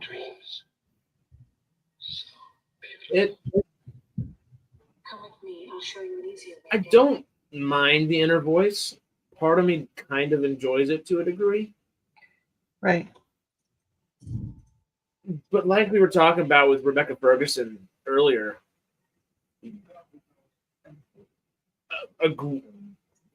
and acting, of course, was a little bit different. It's not necessarily better than it was back in the day, back in the 80s here, but it's more people focus on the tiers and the levels of it, like Rebecca Ferguson, and she can convey all those emotions with a look, passing down the hallway instead of having to have it in her voice a lot of time, which is nice. Right.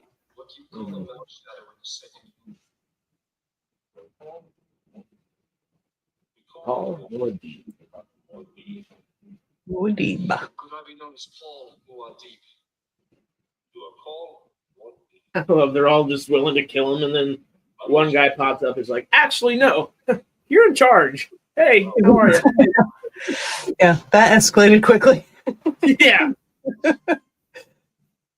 Like, well, actually, we've been waiting on you. Yep. The guy from Twin Peaks. Ferguson did a lot of Twilight Zone, so she can really act with nothing. That makes sense. Yeah. Everett something. Which one?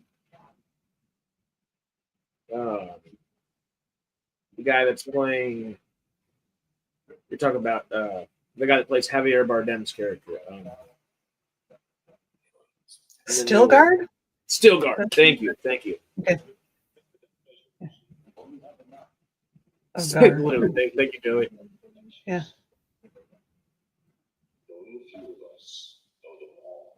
And there were a lot of good performances this year. Mm-hmm. Dune better get nominated for a bunch of things, I think. Yeah. Especially the technical categories. And I don't think old Timmy Chalamet is going to get nominated for Paul.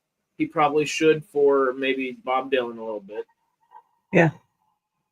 But if Javier Bardem is not nominated for Stilgar, I will riot. That was so great. Yeah. It was perfectly comical in an uncomical way. And it was still a daunting and strong performance at the same time. A Kingsley performance in a way. It was great. Timmy's the new Johnny Depp. I don't know about that. Yeah. My roommate and I were talking about it the other day. Yeah. Because John Campea was comparing Timothy Chalamet to the modern day Daniel Day-Lewis, which is, I love John Campea. I love Timothy Chalamet. I love Daniel Day-Lewis. It's a false comparison just because it's so hard to legitimately compare someone to Daniel Day-Lewis. If anybody's Daniel Day-Lewis, by the time they're in their third movie, they've got 2 Oscar nominations, and an Oscar. Yeah. It's so hard to actually pound for pound be compared to that. I think Leonardo DiCaprio is a better Timothy Chalamet comparison. I would agree. If he starts doing more things like Jack Sparrow and more Willy Wonka and almost dresses into it, kind of changes himself into the role a little bit. Yeah. Well, he was Willy Wonka, wasn't he? He was. Yeah.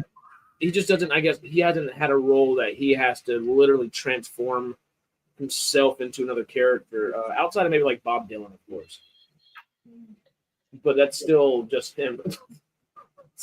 Staying in a Speedo. Yep. Oh, jeez. Staying in a very small Speedo. Yep. Traveler, you live in Texas and don't want to leave your parents' home and move away. Your persona's just yourself, Harris, with the howdy being cool. I've actually lived by myself for 7 years now, almost 8. Mm-hmm. 6 by myself in Los Angeles alone. Love my familia. See them as often as possible. And I love Texas. But I live in Los Angeles. I will be back in Texas by 2030. But if I can afford to live out here or have a place, I will. Mm-hmm. Always out here. It's just, it's the zeitgeist for all this stuff. Yeah. I can't even imagine like what the housing situation is going to be like after. I guess if you know how to do construction, you'll be doing well for a few years. Yeah, you're doing real well. Look at the. Wait, sorry, I'm confused. Real quick. Leo will forever be cousin from Growing Pains. That's hilarious. There's one TV role. Or maybe he's not two. I think there's one. If you build, they will tax. That's true. Look at 12:13 time. I mean, 3 minutes ago. It's my Stargate. Look above. It's my Stargate backstory. Oh, that's my Stargate backstory. Oh, okay. Hey, I'll take it. I'll take it. I thought you were asking like my actual personal thing. I was like, what? It's starting to make me think about Texas. The brisket's in the other room. I'm like, just dreaming about Texas for a minute.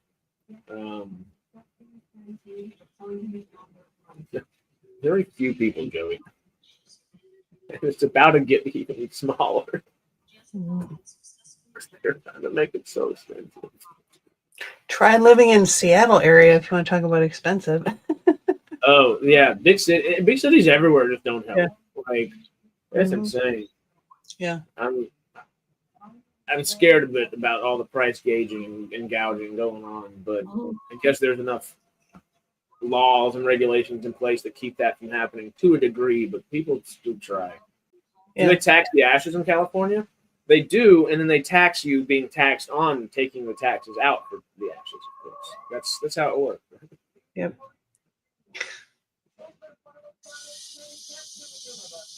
Ew. I do. Sorry, what? That was just gross. They were hosing down whatever that was. It's like ew. Oh, it's so disgusting. And then he's just walking around with a hairless cat. But I love how he's essentially just he's floating around like he's in Ghostbusters. It's great.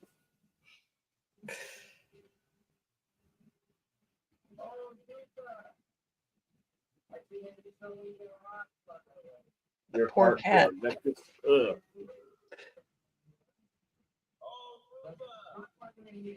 I see they've installed your heart plug.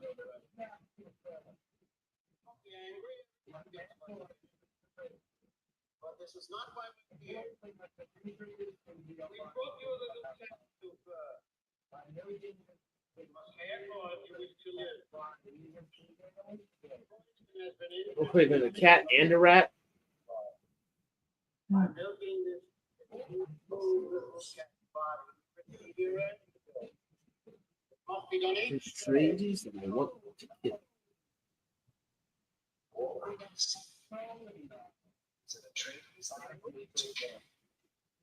Hey, no. Who's our heart calling now? Just the concept of the heart plug, I don't like. Like, that's so evil. Just literally walking around, cap and hook over there, just grabbing heart plugs around and sucking out real quick. Hey, Johnny, much better than sucking out heart juices over there. Harley the Harkonnen. Hey, Traveler was asking, Seattle looks amazing. Do you ride the cable cars? No. No. I should. I haven't done any of the touristy things since I've been here. But of course, I moved here in 2020, so that kind of put a hamper on things. Kind of difficult to do the touristy kind of things? Yeah. That makes sense. Museum of Illusions. One day. We hear y'all.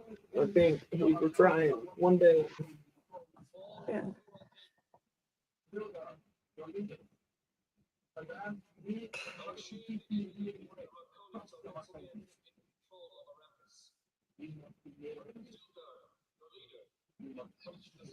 He's saying they're going to teach the Fremen the weirding way, which is the voice and all that.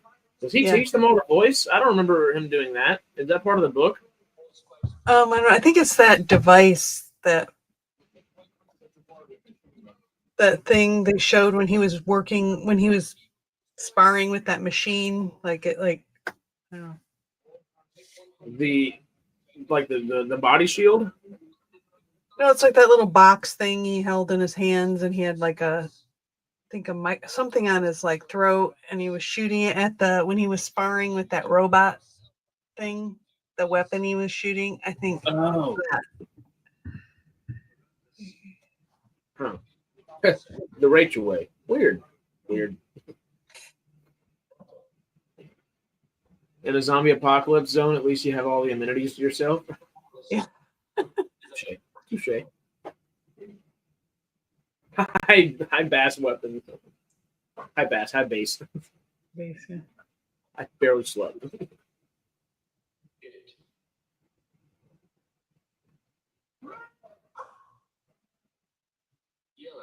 Oh yeah, he does try. I forgot about this. He does try to teach them the voice. Does he do this in the books? I don't know. I haven't read them, so I don't know. Tony.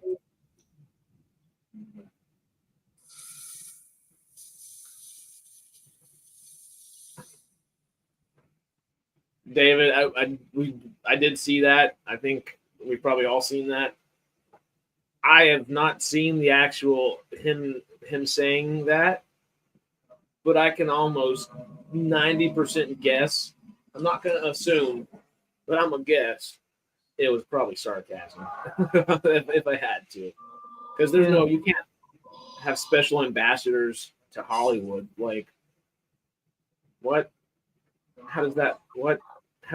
You know, but it's going to be a different world for the next few years. Hopefully, the ebb and the flow will ebb and flow in a decent way, but everything's to be determined, as always. Right. When are the Summer Olympics are going to be in LA again? What year is that? We got the Olympics. We've got a Super Bowl. We've got FIFA World Cup. I believe the World Fair is coming. It's not NASCAR, but it's not the Daytona 500. Obviously, that's Daytona. There's some big thing like that. I think F1's coming around here too, maybe as well. There's the next 4 or 5 years are about to be insane for LA. 26 through 2029 are going to be really fun years. If there's rebuilding, I guess, that's gone on and everything, but we'll see. We will see. During these years, as Stargate's being made, knocking on wood, and manifesting this as always, maybe MGM will. Maybe they'll film up here in Vancouver, since it's only like Vancouver's only like 3 hours from where I live, I guess.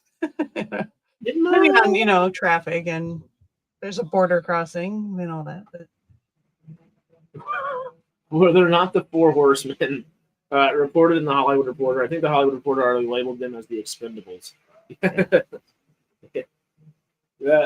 Hollywood Reporter and Hollywood proper is not going to like all that stuff. But also, Hollywood proper doesn't need to be Hollywood proper in the way it has been for a long time now. But also, that doesn't mean 180 it completely either. You know, it's fine to have a medium that works. And, that's kind of with everything. Yeah. Right. Is this where he rides the worm? Yeah.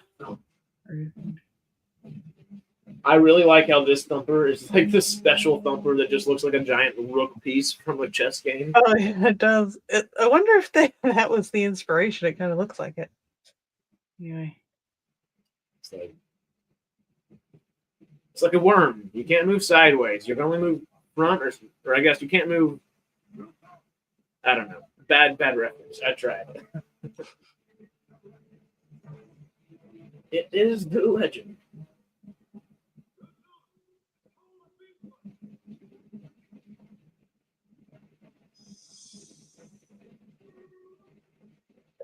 This hulking monstrosity of an earthworm. Okay, what do they call the worm? They have their own name for the worm.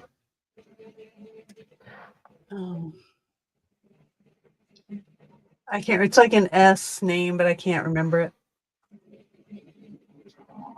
Oh, they say it a lot in the Denis movies. Yeah. Whatever the hell. Yeah. Sh- I think in Dune Shy, Prophecy they use that a lot too. okay. The Shailuid? I don't remember how to say it.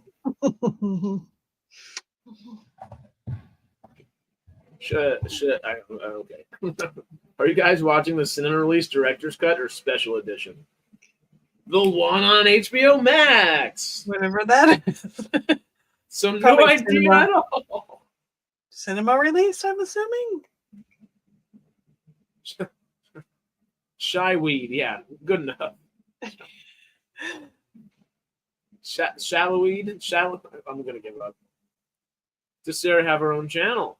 Well, technically, yes, but there's nothing on it. I got to put at least playlists of SciTrek stuff, but I've been thinking like I need to put like something on there. I don't know.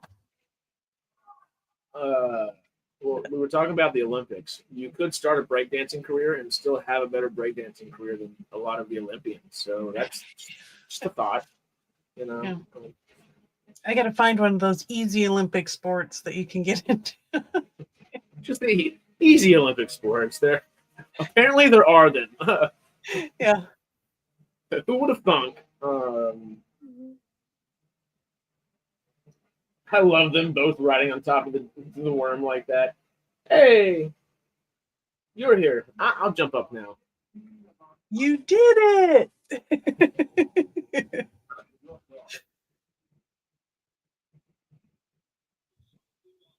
The way he's rubbing that guy's shoulder.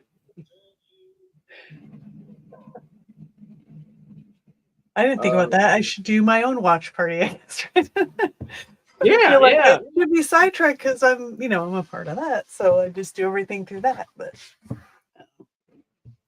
That'd be great. And literally just advertise on here. Same as Jamie with Tacky and Pulse, part of the family. Yep. Traveler be there. Yeah, that's a Some worm surfing. The director's cut contains some cutscenes and things are shown what even more closely follow the book. Special editions even more cutscenes. Cool.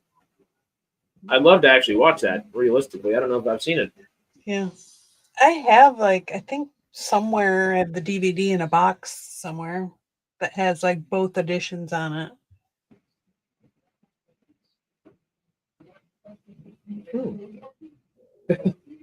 Is it just me? Oh, okay. Of course. I guess they took their hoods off because they had their hoods on when they were fighting. But I was like, the plague doctor aspect of it just ramped up to level 12. Oh, this dude, he's just like, ew.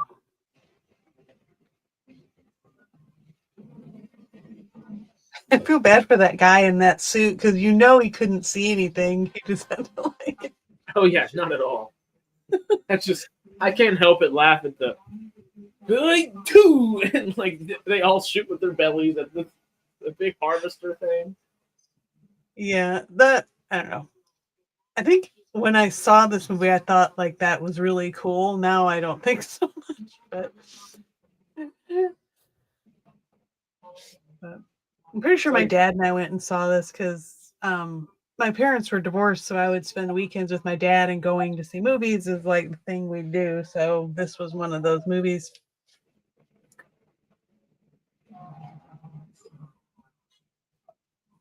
Oh yeah, this would be the perfect one to go see with dad on the weekend. Like literally. Yeah.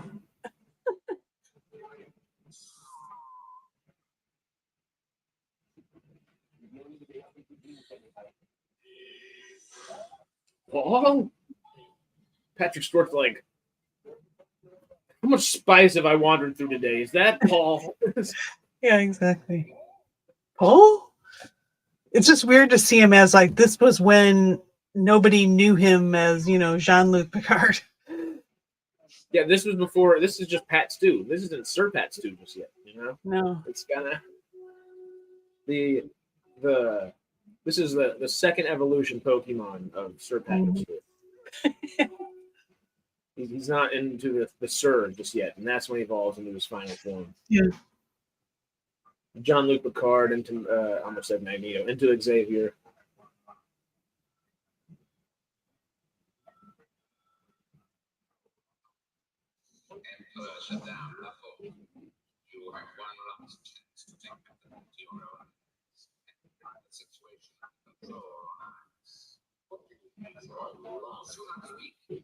Like, there's something more. I'm trying to find the right word. There's something more gross, I think, about the modern Dune Harkonnens and everything. Mm-hmm. But these guys are just nasty. I don't like. I'm trying to figure out The navigators, yeah, because they're all like transforming into worms or whatever, or transforming into like the creature in the box, right? The spice just changes them physically.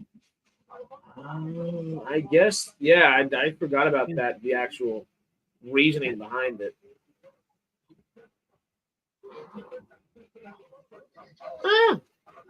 Well, that nasty makes more sense. Mm-hmm. The stunt face guys. Yeah. Stuart just missed being Mulder by this much.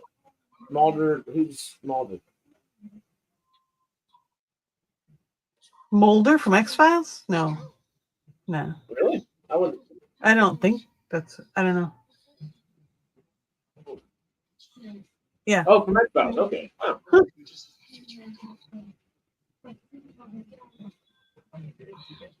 I'm glad they chose David Duchovny. He was perfect for it. Yeah. No, really. What? I know the freaking movie. What's the? He did a movie. Was it Sliders that he did? Not Sliders. Who?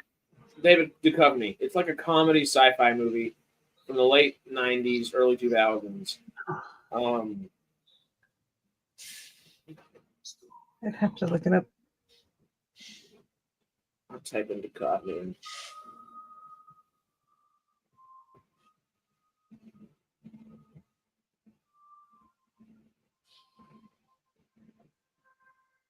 Oh, Evolution. Is that what I'm thinking of? I don't think I've seen that movie. So...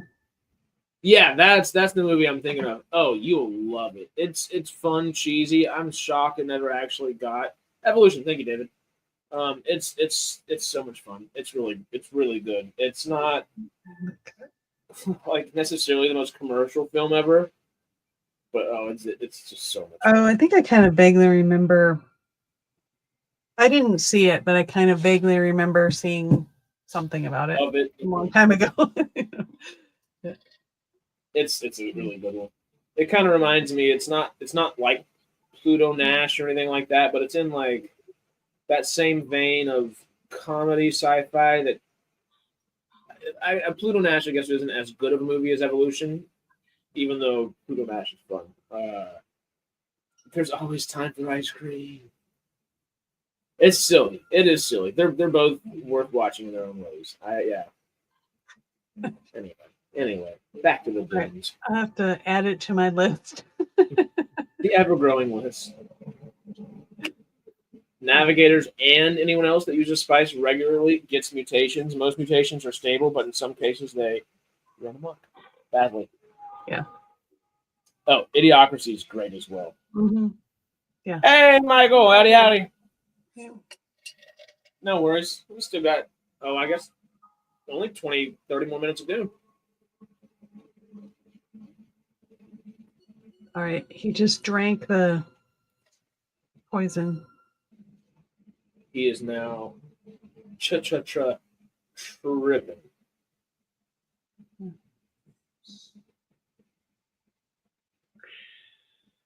Uber tripping.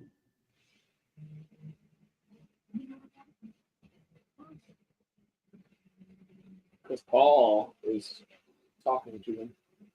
He said, "Hello, worms. How are you?" So bleeding out the eye. Nice little detail.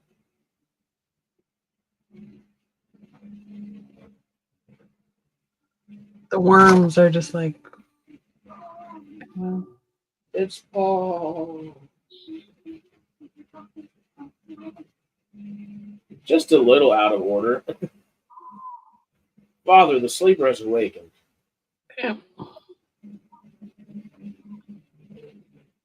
Did they jump ahead in time, or did like the sister grow up unnaturally fast? I don't remember. At both, I think. Yeah. But they're at the time jump. I'm just not Okay. clear what the time jump is in this version. Yeah. It's a little bit more clear in the modern version. Yes. I guess that's what happens when you try to put this much freaking story into one movie. Mm-hmm.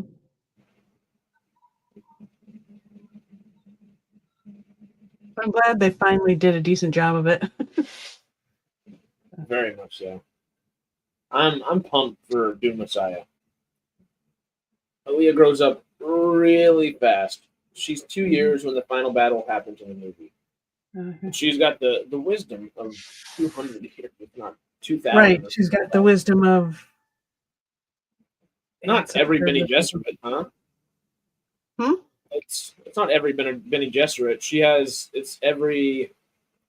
I think it's every, is it in her line, her Yeah. ancestors or something? the line of the not Moadib, but the line of the Fremen Bene Gesserits, I guess. Yeah. Yeah, that's it. Okay.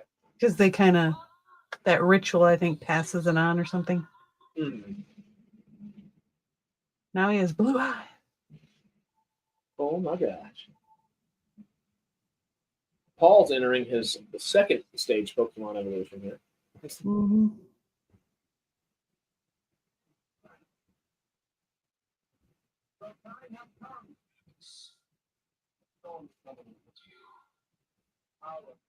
Our storm. Your time has come. A storm is coming. Our storm. I just thought it was weird. Like after that, then he's kind of acting like he's all like godlike, Yeah. which I guess in a sense maybe he is, but Immediately just changes tune, just turns into Dr. Manhattan. yeah. Oh.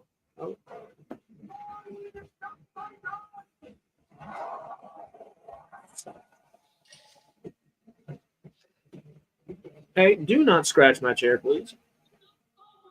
Do not need my chair with cat scratches. Mm-hmm. I do love this, just that entire.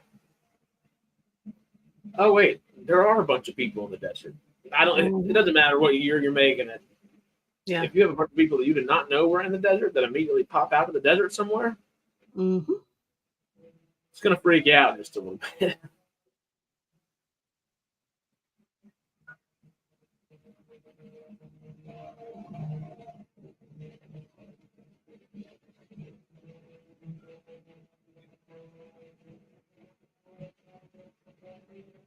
Lots of red hair dye used in this movie. Just a little bit. They gave red hair dye an industry in 1984 with this movie. Is it this movie that red dye number 40 or whatever started? Number 5. That's the Number one. They 5. There we banned go. it, right? Yeah. Yeah, whatever one that just got banned. 40 is the one because literally, I remember looking at it the other day. I just read a comment that was, okay, it's probably a really good thing that this isn't going to be in foods, but aren't we just going to go from red dye number 5 to red dye number 40? And like, well, you've got a point. It's like, oh, shoot.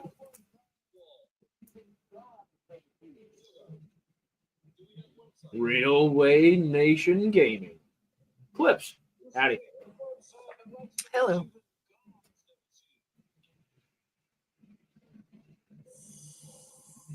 We were just talking about that a bit ago. We might have to do that before the Dune Messiah. That's good.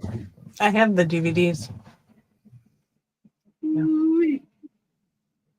Yeah, I mean it's Sci-Fi Channel produced, so the effects aren't like the greatest, but it has what's his name in it? That's James The guy- McAvoy, right? That's the second one because they did another miniseries, Children of Dune, which I haven't seen. I should watch. I don't know Oh. if it's good or not. So who's Paul? And I thought James McAvoy was Paul. He was General Ross in the Hulk movie. That actor. Not William Hurt. Yeah. No. Is it William Hurt? Or yeah, Duke Leto Atreides, William Hurt. Yep. Alec Yeah, Newman. he's the big star, I guess, or whatever that's in it. I don't think there's really any other known names in it that I can think of. Yeah, I don't know who Alec Newman is, the guy that played Paul in it. Mm-hmm. Interesting. Yeah.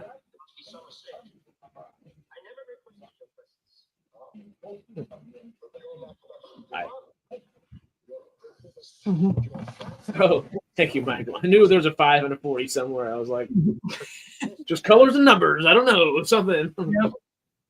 Apparently, they're all bad, which I guess we didn't know, but like that might be part of our not so great parts of America, where everywhere else in the world's like, oh, high fructose corn syrup. We won't put that in anything. The voice they give this little girl is very creepy. She's an abomination. As you said that, her voice started going. It's like she's a little demon. Yeah. And we're supposed to like her, I think. She's like, she's the good guy. Mm-hmm. To find you. Like, God, like it's...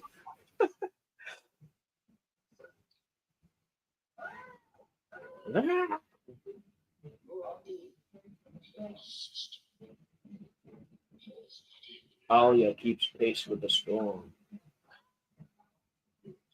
They got some telekinesis going on over here.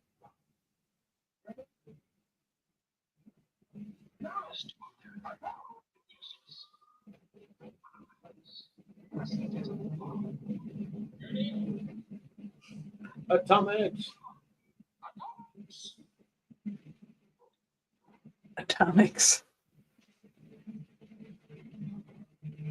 That's actually such a great line. Can we just have that? We need to clip that out and just use it in like different parts of our videos. Just atomics. Exactly. Put it on the not soundboard.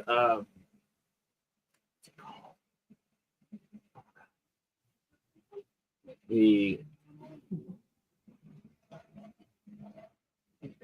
Steam Deck, that damn thing.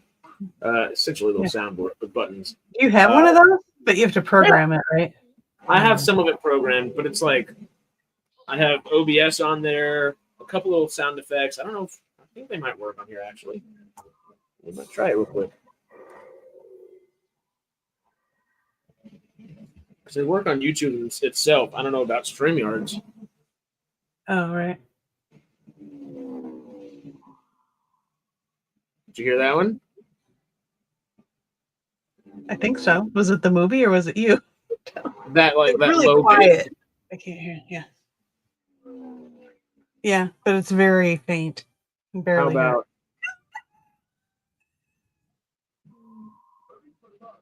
Did you hear the rooster? I can hear something, but I can't quite make Okay. out. Yeah. Maybe it's because all the different noises are going on right now. Yeah. Well, we'll try again in a little bit. Nice head. Wait, cause of attention deficit red 40. Oh, okay. I'm colorblind but good with numbers. That's why it tastes so good. One can argue that Dune is sci fantasy since they use telepathy, words, foresight, and telekinesis. Right. Well, technology is like not allowed, right? I mean, or a very limited technology because anyway, Dune Prophecy tells a little bit. There's a little exposition about the machine wars at the beginning, but they don't get too in depth. That would be a fun thing to go back and watch. I'd like. Well, it's almost too topical because you make a show like that right now, people are going to probably be scared at the same time. Just they're going to think it's so modern or whatever. But going to see the Machine Wars in Dune, and then going into I would love. Obviously, Foundation's great, but I'd love for the entirety of Asimov's novels to exist somewhere. I know that's an insurmountable task in a lot of ways, but it'd be so cool. These ships shooting the worms are like, you're just pissing me off. Yeah. We saw the Machine Wars. It was called Battlestar Galactica. Yeah. That's a cool way of thinking about that. I love the idea. I don't know much about Warhammer 40K or anything like that. It's just, I'd love to. That's too expensive of a freaking hobby to get into. That's way too expensive of a hobby to get into. But as they make more movies, so that world is so like huge. It's like, where do you even start? You know? Yeah. Well, I do love that they have, or people's theories are that like Deep Space Horizon, and a few other films just from like the early 2000s. And there have been a few films over the last 20, 30 years that people are like, well, this fits actually perfectly within the timeline of Warhammer 40K, and in our like head candidates now, early timeline 40K, and it just kind of fits. And there are a few movies like that.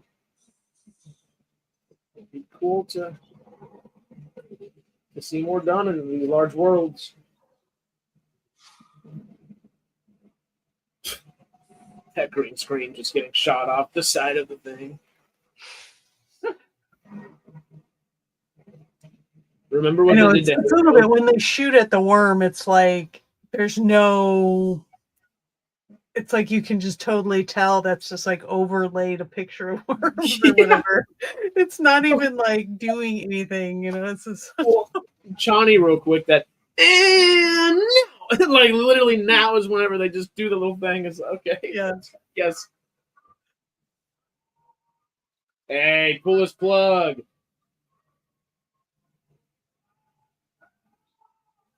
And spin them around. Aaliyah, cheese. That's gross. That as weird and trippy as it is, I don't know how they're gonna age her up to be Anya Taylor frickin' Joy in the Dune Messiah movie for Denis Villeneuve, but I'm so just with his sensibilities, I'm so intrigued to see what he'll do with Aaliyah. Yeah. Right into the worm. As he should. Mm-hmm. You know, toss him in there. From worm sign to worm roadkill. Mm-hmm. Asimov's The Cages. Worm time. Well, from Worm Tongue is dead as well, thankfully. Yeah. All the worms are dead, except the good ones. The Cage of Steel is such a good novel and very cyberpunk. Asimov's the best. I have to.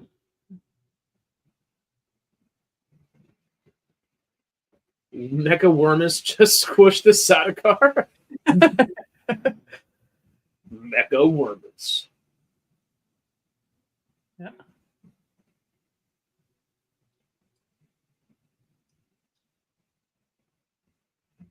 The moment we've all been waiting for. The fight. That literally the entirety of the planet is waiting outside the doorsteps to witness.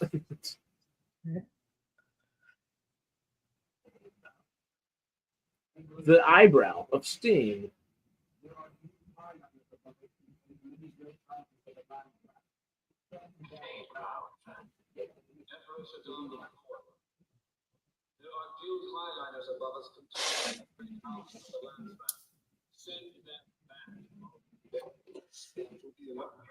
How would you like to be the emperor's daughter, though, where you're just like a piece to marry whatever is politically, advantageous? Oh, that's so good. But I don't care what time in history or what, it just would, as nice as it would be to be a princess or whatever, Right. it would also suck. Like you're literally a tool. Like it's for You're just property. You're a pawn piece. Yeah. You know. And Yeah. you might have a beautiful, wonderful life, but also ultimately it makes down to it's like a pawn on a chessboard to a degree. And it's kind of screwy. It's not, And they show that very, very well here. They show that very well.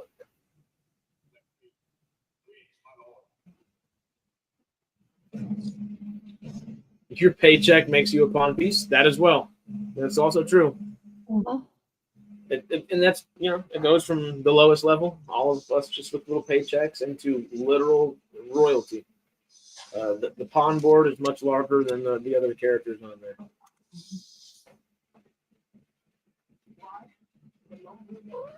I do appreciate that this fight is as simple as it is in a lot of ways. Cattails.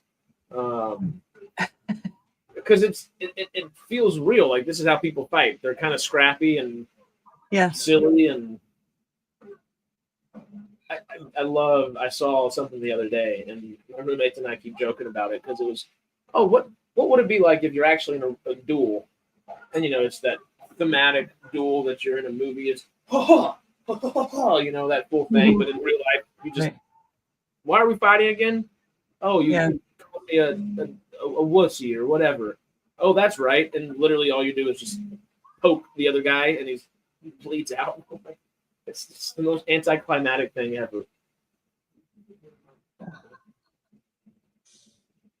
And honestly, both of these fights do that really well.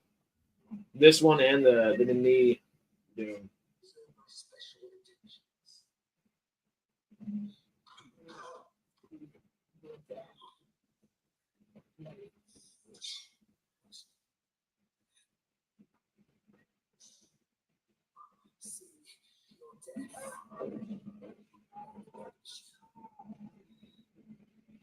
And there he goes.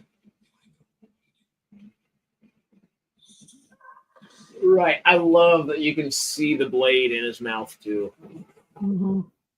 The sword fight in Firefly. The eyes glossing over like that. Usul.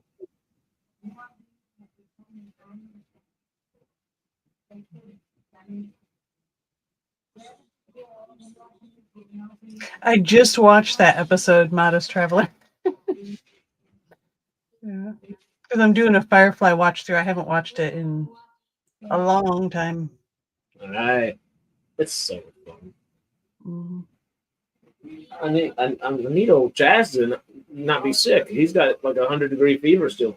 Might have like a flu. It's looking like, they get around. But after that, we've been talking about doing that Firefly watch through with him, and that'd be really, really fun for him to be able to do this coming week if he's feeling better.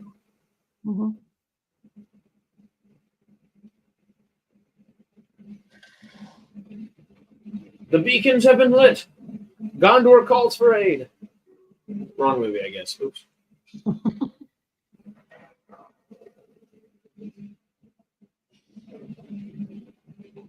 I'll be in my bunk. That's where they get the contract to move cows.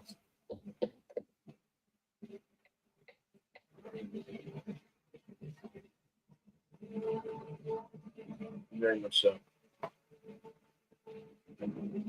The lightning rod. Oh my God, is there rain on the desert again?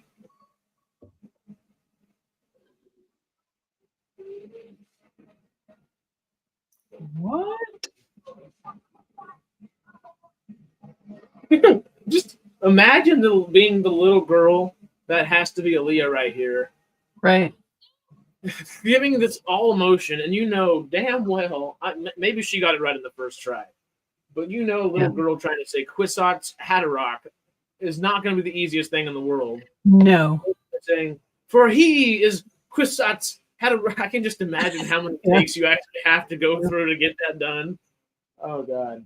It was actually her voice, and they didn't just you know, I have think somebody it else was. do a little girl's voice over hers. But Little girls love to be dramatic. Well, yeah, she takes the cake in that role. yeah. Okay. That was quite a wonderful, fun film. It's Mhm. probably not to the quality, of course, as the modern equivalents of it, but Yeah. damn, it was a good time. Wonder what she grew up to look like. Who's the actress? Is she still a working actress? I don't know. I'm watching the credits and see if she comes up. Aaliyah, 1984 Dune. Played by there's two people. I think it's Alicia Witt. She's 49 years old. Yeah, I'll give you my Google search. Alicia Witt. Oh. Think I'm spending Christmas with you? Maybe she's still an actress. Let's check. Hallmark movies, maybe? No. The what? Hallmark movies? Looks like. Well, Yeah. apparently she's in friggin' Long Legs from last year. Oh. Good horror movie, really good horror movie. Is she the mom in there? Or is she's the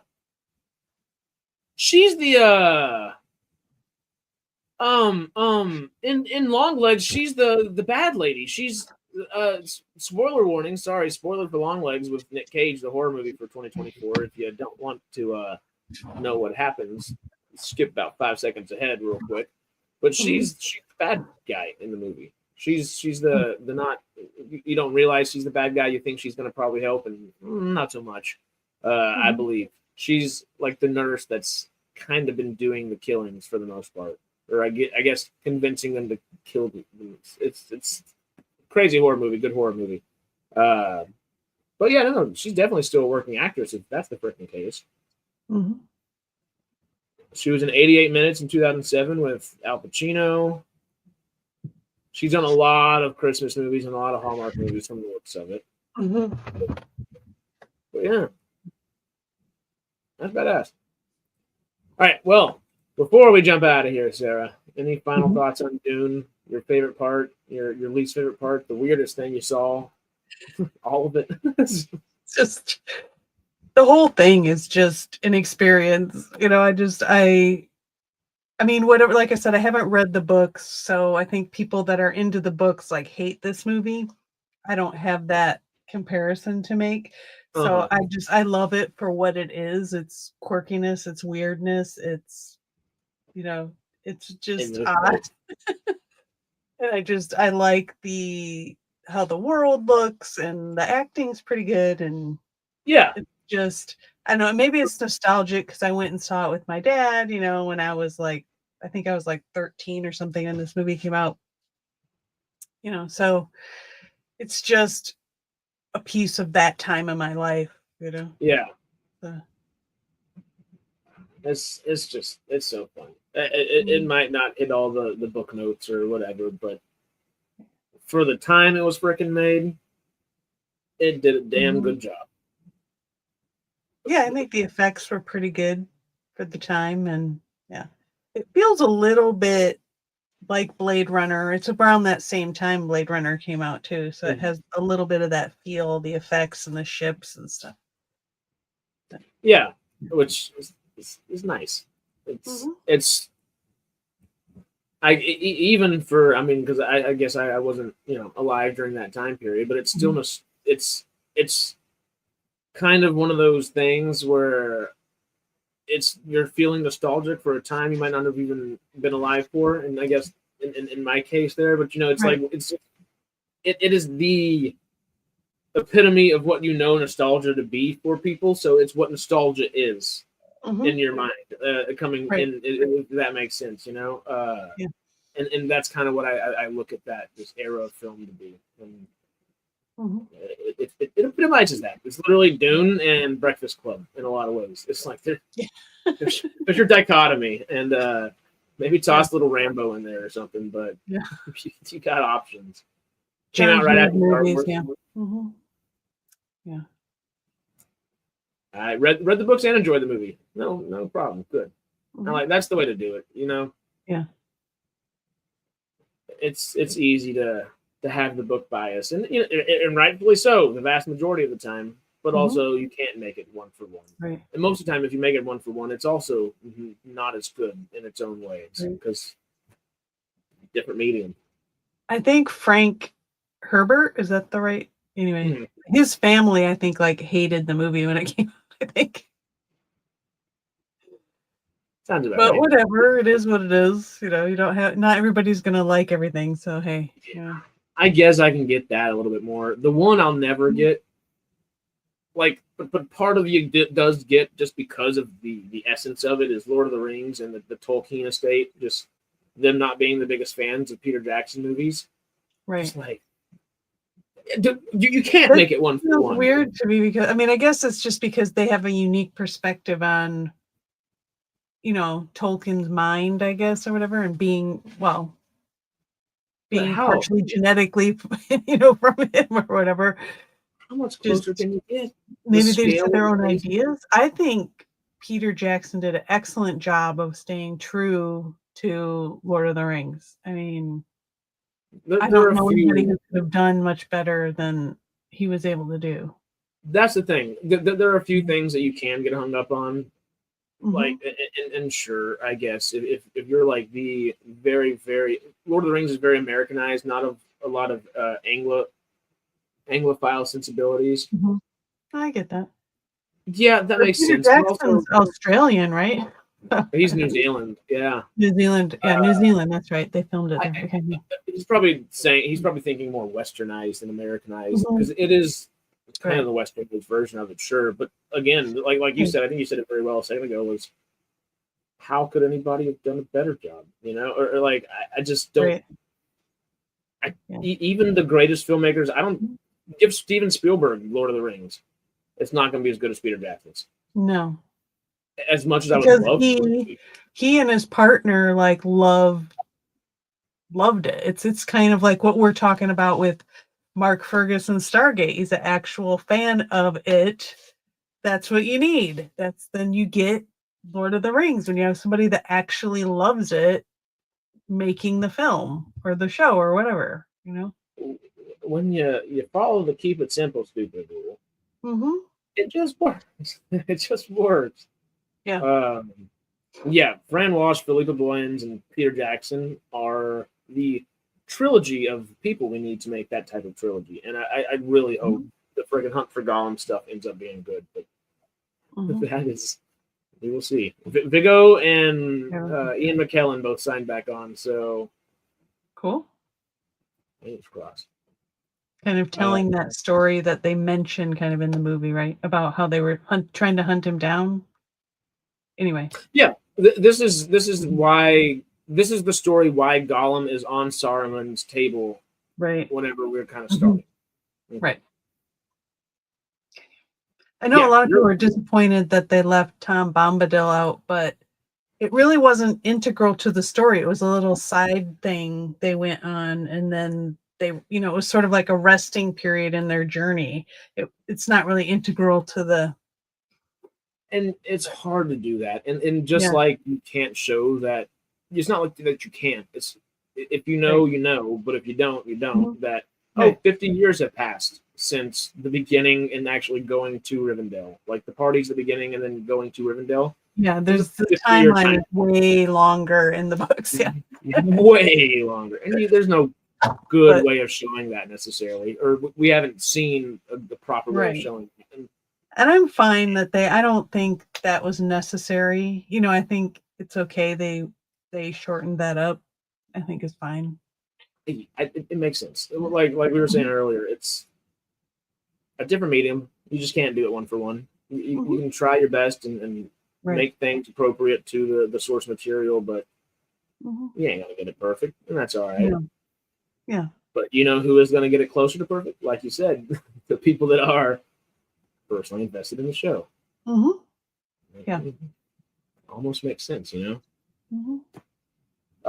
Well, before we jump out of here, I guess, rest in peace, David Lynch. Again, Mm-hmm. that man had a life like few others get to have, and the projects he had while he was afforded that crazy life were pretty damn cool, very interesting, the definition of eclectic, and worth the while to watch it. Yep. Mm. I just realized I still have my thing says Reaver from our Firefly discussion. And we brought it back to Firefly at the end. Yeah, Okay. there we go. Mm-hmm. I did just realize you actually have the Dune ship behind you. Literally the whole time. I don't know if that's like somebody's idea interpretation of it or something. I don't know if it's actually from anything. I think it's just somebody made it.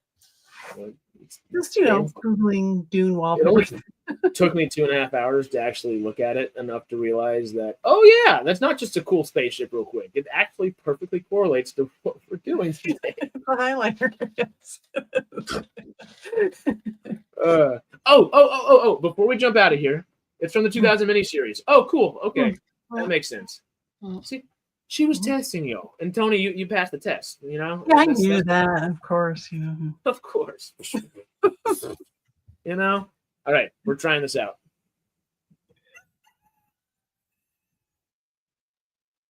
Is it still low?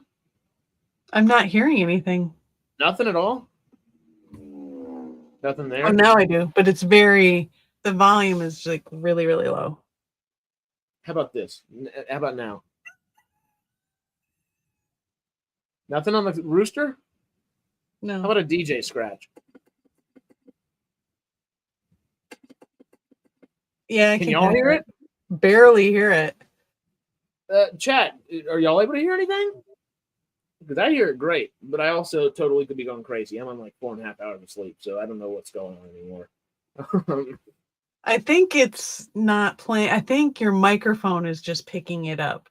I think is what's going on. I don't think it's playing like on your computer. I think we're just hearing what your microphone can pick up. And that's why it's not very loud. No, I don't hear anything. Interesting. Okay, well, let me try this real quick, and that'll be our last litmus test, because I do have little things that... Does it pop up on the screen? No, it gave a... Nope. Okay, it's not working. Okay, That confirmed it. I don't know how Stream Decks work, but they're really cool, and I will eventually. We got this. Next time Chazz comes out, you have to have him hook you up. Oh, actually, that very well may be it. I have reduced background and echo cancellation on. Let me do that.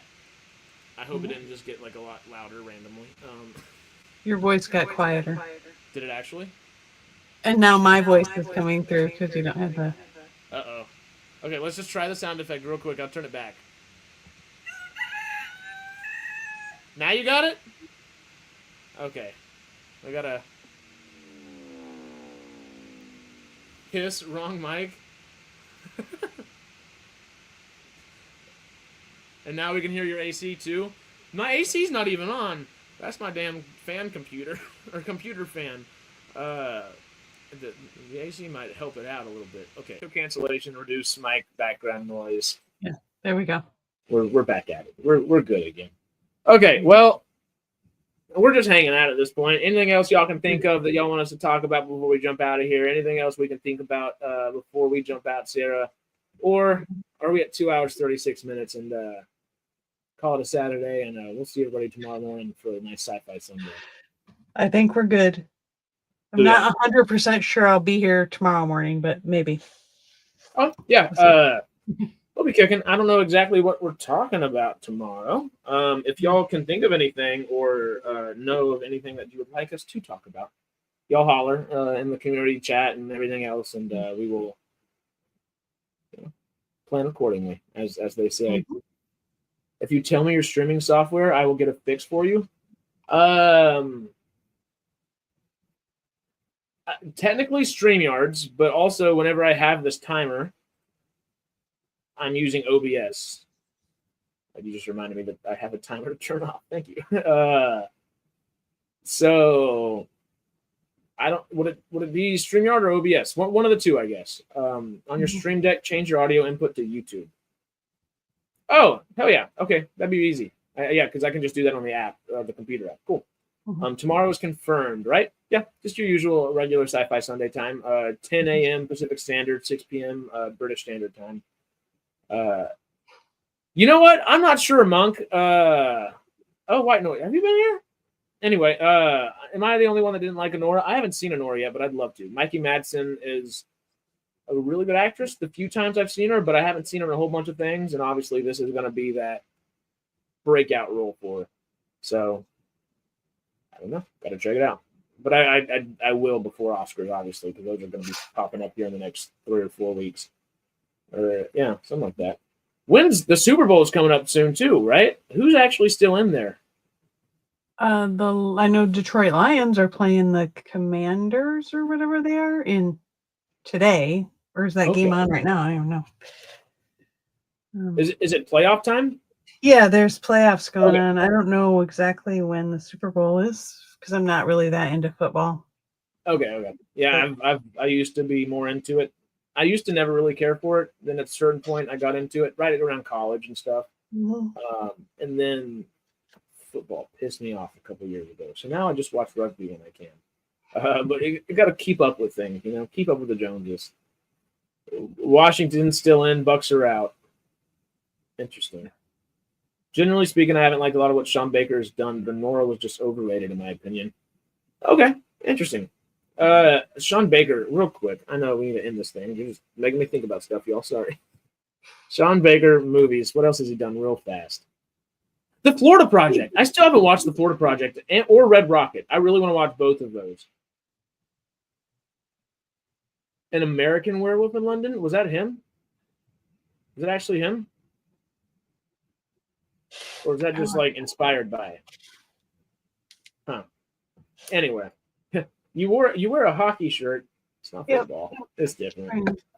Because I'm going to the game tonight. There's a game tonight. Hey-o. Yeah. As long as you're not playing a Texas team, go Seattle. Yep. Well, they're not going much this year, but anyway. Oh, it did crack me up yesterday. I think maybe it was 2 days ago. One of the last episodes of season 1 of Enterprise. It's Trip and Archer kind of bonding and hanging out for a bit, and it's them watching water polo, and then they get to that one desert planet where Clancy Brown is. And the second I saw Clancy Brown, I was like, yes! My roommate was in the room just kind of working on his computer, turned around and is like, is that Mr. Krabs? And yes, it was. Mr. Krabs. He's forever Mr. Krabs now. He's the best. But he was the Gurgan? Is that or Kurgan? Yeah. Every generation alive has a Clancy Brown film that they love, or has a Clancy Brown role that they love, and it's amazing. Water polo, that was such a joke. Water polo is the best sport ever. Like, actually, I love water polo, but it was so random to be put on the freaking thing, and then it cracked. I know, it's like in the future, that's the sport that keeps going. In 100 years. Olympics, like the Summer Olympics, is the only time anybody ever gives a crap about water polo. It is so fun. It's water rugby. I love it so much, but it's not. It doesn't gain a watching, or a viewing really. The thing that really cracked me up whenever we saw I almost said the Kurgan, when we saw Clancy Brown's character on that desert planet, Zabral, that was his name. He's literally gets Archer and Trip down there again, and they're playing lacrosse, like they're just playing space lacrosse, water polo, lacrosse. It's like every B-level sport that's really fun, but not everybody knows about. They're just tossing it into Enterprise real quick, and it's great. Yeah, it's water polo without seahorses. Jeff Goldblum as the Wizard of Genius for Wicked. Yeah, that's actually a really, really good casting. Florida NFL teams are out, so I need to reevaluate who I'm rooting for. Texas, baby. I believe the Texans are still there. Detroit, Texans. because they sucked for so long. Are the I Texans? grew up in Michigan, and they sucked my whole life. So the fact that they're actually a good team for once is like amazing. Oh, the Texans versus the Chiefs. Oh, great. That's not exciting. Damn. But the Texans haven't won anything ever. They make it all the time, and they're still a baby team that needs to get that winning. You know, we need a Super Bowl real quick. Detroit's got a Super Bowl. It might have been a while back, but actually not that long ago. Oh, did they make it? Oh, it was like for when I was growing up, that was like they're bad. They were bad for a very long time.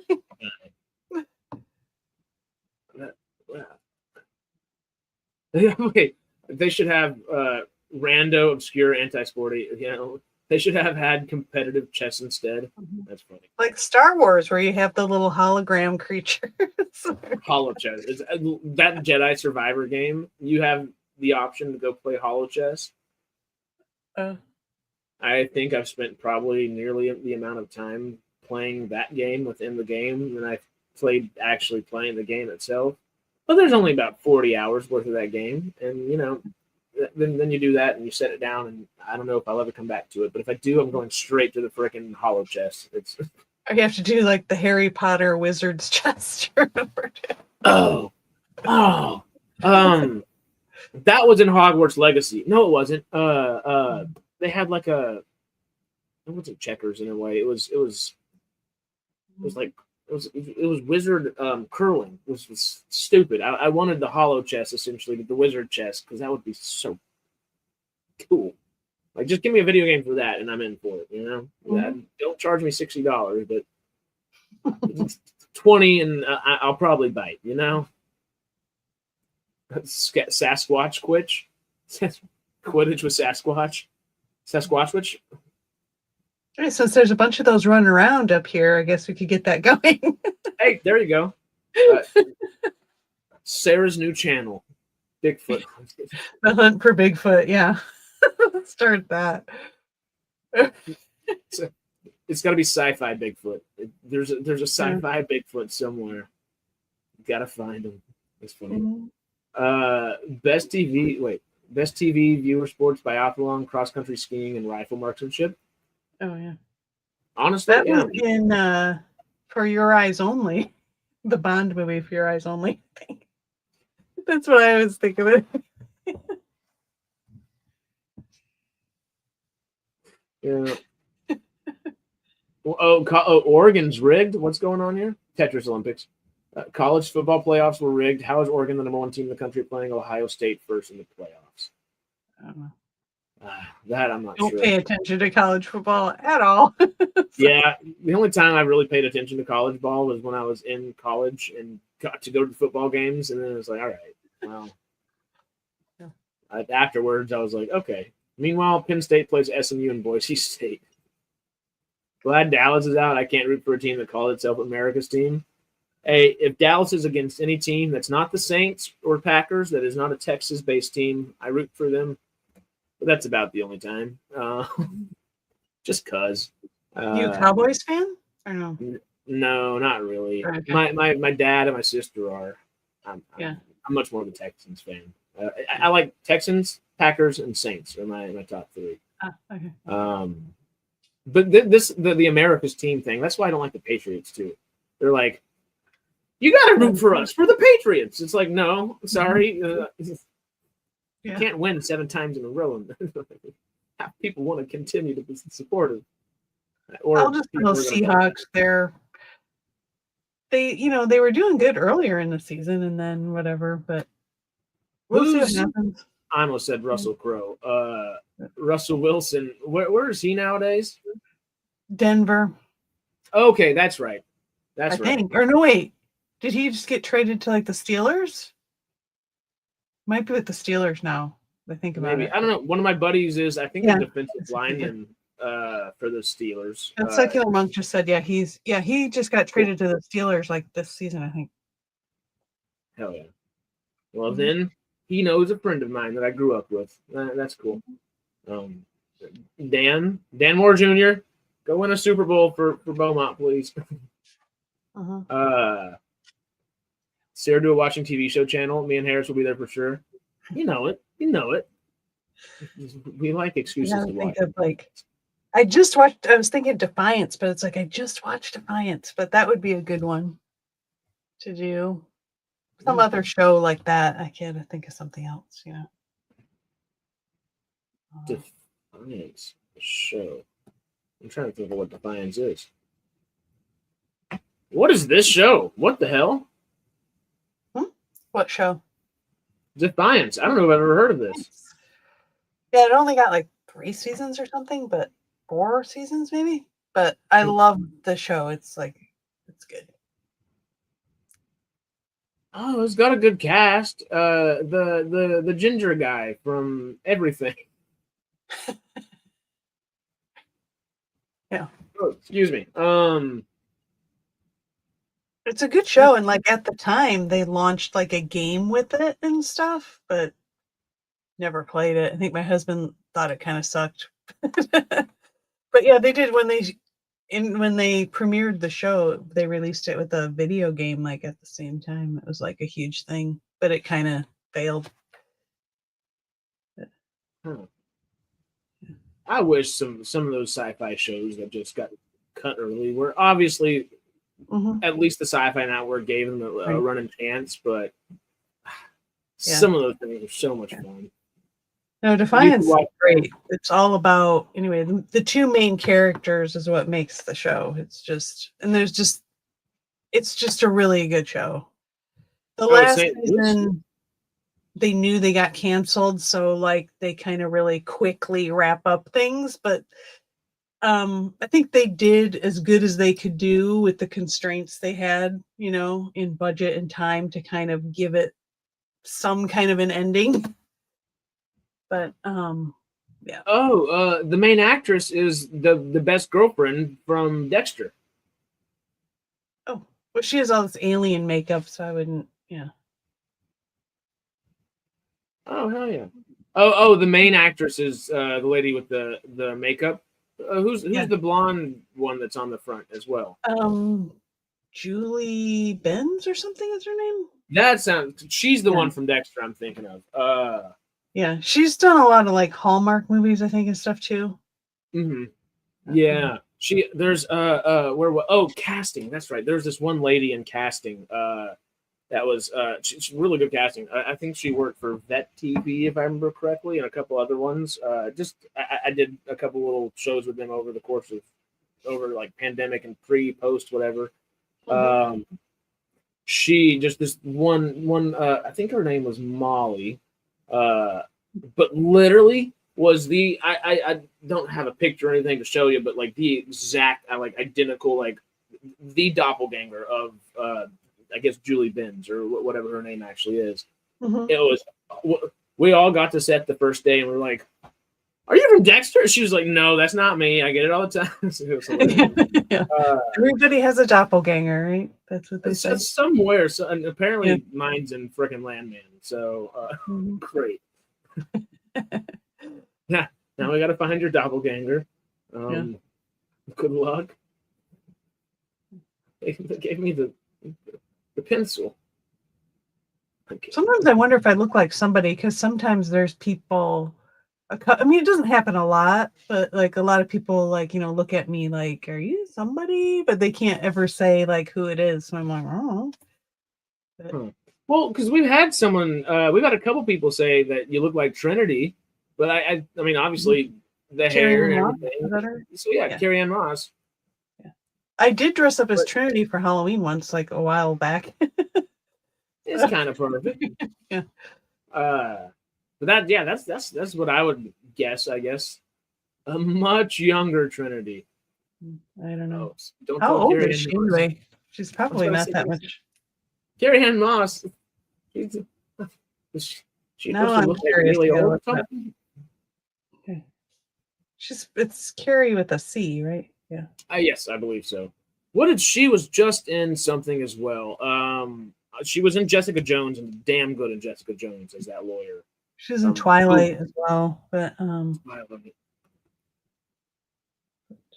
which Stargate channel would do what? Which Stargate channel would do in a Stargate trivia contest? SciTrek or Gate World? What? Cats, what are y'all doing? What's the question, Monk? Which Stargate channel would do in a Stargate trivia contest? SciTrek or Gate World? Dial the Gate hosts trivia contest every now and then. Yeah, I did. You were just on it. What was that? A couple months ago? Yeah. Darren from Gate World was not there, I don't believe. Which channel would do better? Well, I was not the person to be elected to go over there, apparently, because I did not do well. But then I don't think I would do great. I mean, I love the show and I know it, but I don't know if I know enough to do like the trivia thing level of knowledge. I don't there think was I some have. deep trivia. Well, because it also, I mean, Tom McBeath was the guy that was doing it, so Mayborn was asking us all the questions and stuff, so that was interesting. Yeah. But also, Oh yeah, I forgot it was Mayborn. That was cool. Yeah. Well, the people that were coming up with the questions were David Reed, of course, you know, who worked behind like the shows, knows everything about it. Yeah, him and the Gate World guy, like, no, they're the genius. They're the Stargate geniuses. Those two guys. Oh yeah, they are. I mean, Gate World and Dial the Gate are like the essentially Stargate Omnipedias. They have their Stargate Omnipedia, which thank y'all so much. It helps us talk about it a whole lot, you know, and it helps that they're cool people as well. I was really happy that we finally got to meet David at the last LA Comic-Con. But also, Jeff, I forget his last name, but the guy that played Ritu Charlie in the second season of SG-1 was also in there. So we had two actual SG-1 actors there that were like actually giving questions to us as well. Yeah, I didn't do the best in the trivia questions there. At that point, I was happy to be there, but we should have sent Jamie or Matt that have been watching Stargate obsessively since it aired. Matt would probably be the best. I think. Matt would know it like nobody's business. I was playing catch up. I tried. It was me and Retro Badger Gaming on a team, and Retro Badger Gaming does a bunch of fun stuff as well. So y'all check him out, of course. But yeah, that was a lot of fun. We got to do more stuff like that as well. I'd love to today, actually, if after I take a nap or maybe before I take a nap and just fall out. I don't know what's going to happen. I so little sleep that I couldn't tell you what the next few hours have in store. But it would be really fun and necessary. We've talked about it a little bit, doing the SGU charity stream based towards the fire recovery and all that kind of stuff for Los Angeles right now. And that'll be a fun time. We'll do some trivia and stuff like that. We have some fun ideas, I guess, planned out for that. But that'll be one where we try to get some of our friends of SciTrek to come on and stuff as well. Ancillary, of course, you know, we'll get our regular friends of SciTrek, but try to reach a little bit further and, you know, raise as much money as we can to support this crazy community around here that is a lot of fun. When the fun has not been as fun as usual the last week or so. It happens. Battle of the Channel playoffs. Hey, playoffs! There we go. That'd be fun. Did y'all ever watch John Campea stuff way back in the day and other channels like that when it was it's not the movie blog and stuff like that, Collider, but what were the battles they did? They had a bunch of like movie battles and stuff like that.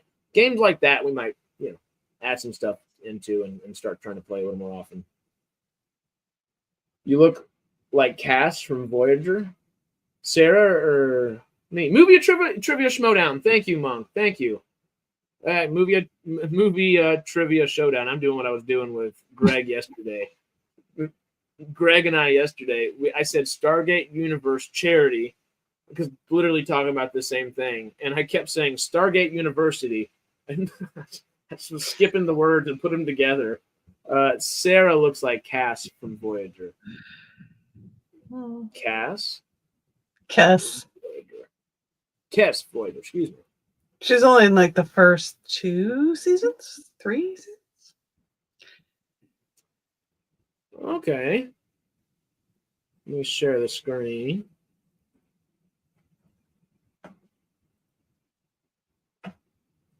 Over there? Yeah, okay, you can see. Yeah. Maybe not as blonde.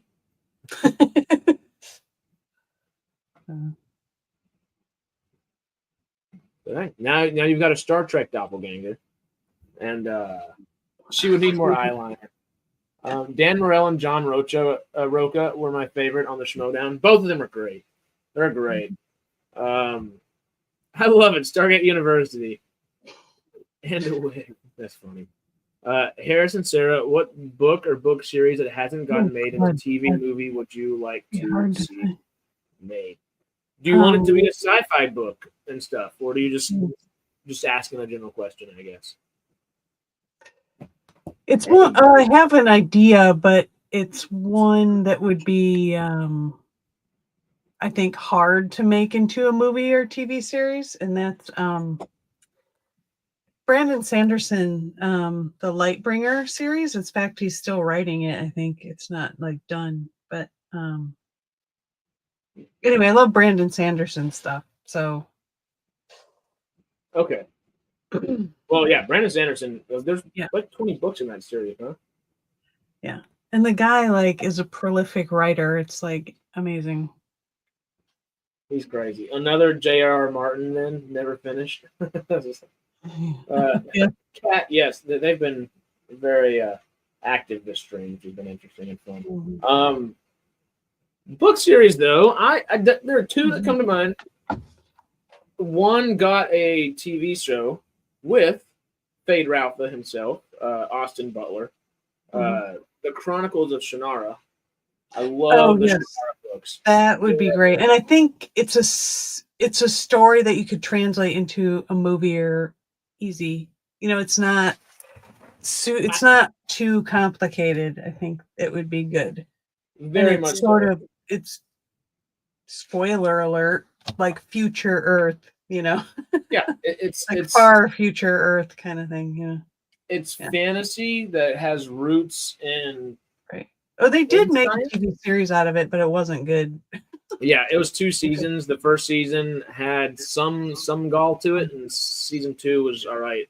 We're gonna stop it here. It's like, okay.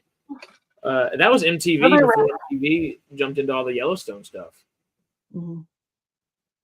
Chronicles of Shannara, like Narnia, similar.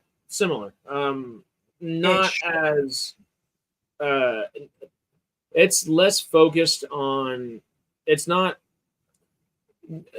Tolkien and C.S. Lewis. Oh my God! There is a cat claw. Okay, the cat just jumped onto my back and had. I saw the fur. Never done that before, and I thank God I got a hoodie on, or my back would be ripped to pieces right now. Oh God! Not a massage, Joey. Yeah. That was acupressure for a second there. What do they call it? When cats need, it's like the biscuits. Is that what they call it? When they need. I love it, but this little fur ball, this sucker right here, he's a turd. 9 months old, 8, 9, 10 months old, so he's still got little needle claws, and then Velcro. I'll get you. Shannara, I'd love to see, but the one that really comes to mind, which I was literally, I just ordered the prequel trilogy of books to it yesterday on Amazon because I didn't know they had it, and I didn't know that was a thing. But my childhood needs to be completed a little bit, so I need to read the trilogy before. My favorite series of 8 books as a kid was Midnight for Charlie Bone. It's the Chronicles of the Red Chair or something like that.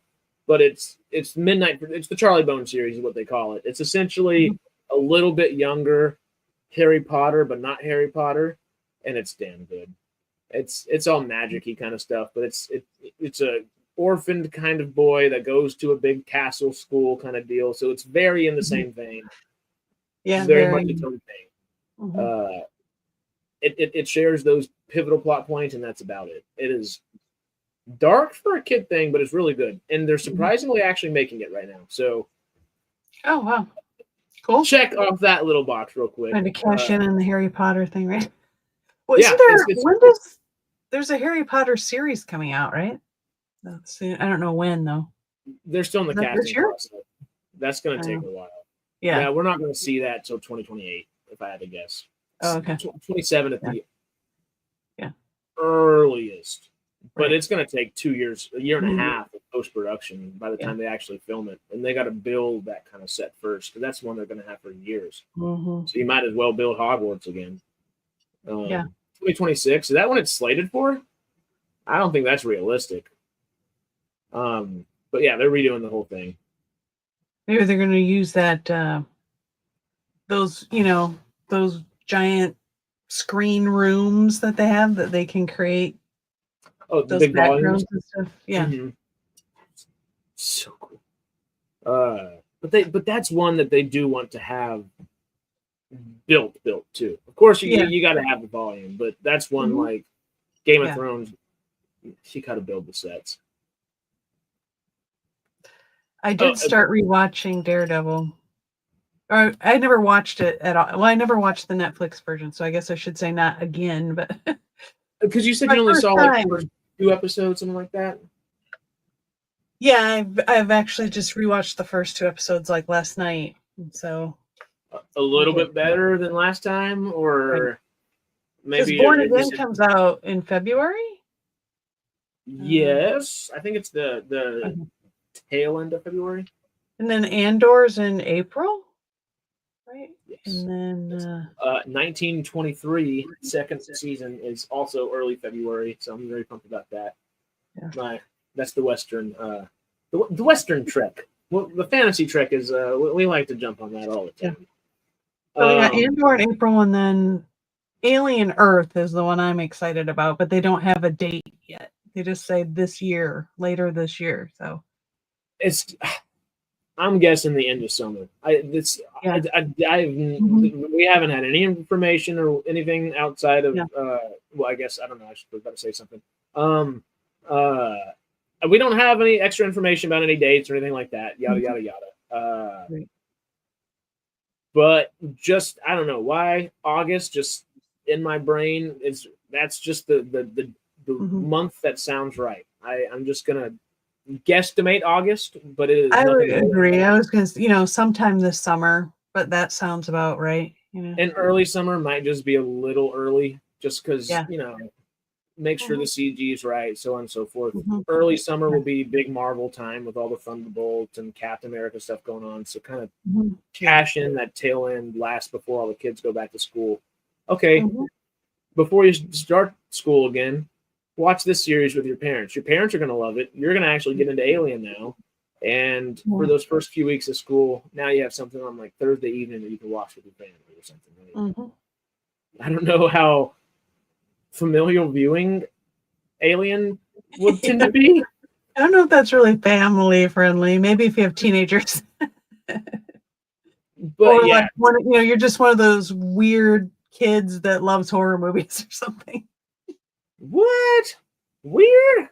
Oh, you mean the ones that would like literally the second it turned October, AMC was on the 31 Nights of Halloween for every waking moment of that entire month, because that was my entire childhood.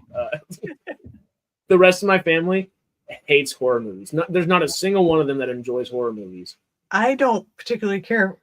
It depends on the horror movie, and I don't know if it's going to be at a level that I'm okay with or not. So I just don't watch them at all, because I don't know what I'm going to be okay with and what I'm not. That makes sense. The Nosferatu film got you good though, huh? But that's also I love that, but that wasn't scary, really. You know what I mean? It was creepy, and it was just, but it was very artsy. It just, speaking of movies that need to be nominated for stuff, like, they keep delaying. The Oscars are going to be nominated next week? I know they've delayed it a couple weeks because of the fires and everything. this coming week, I believe they closed voting yesterday, Mm-hmm. and it was either yesterday or Friday or Thursday. I think it was yesterday, Friday, because that was, I believe, when the email popped up and yada yada yada. I don't get a vote or anything, but kind of stay in tune with it all, you know. The 23rd, I believe, is whenever we actually get the nominations announced and stuff.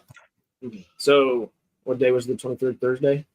Yeah, Thursday of this coming week. We should hopefully have a full announcement and such. And Juliet, we were talking about Alien Earth. Yes. Yeah. Horror movies are either good or horrible. Yeah.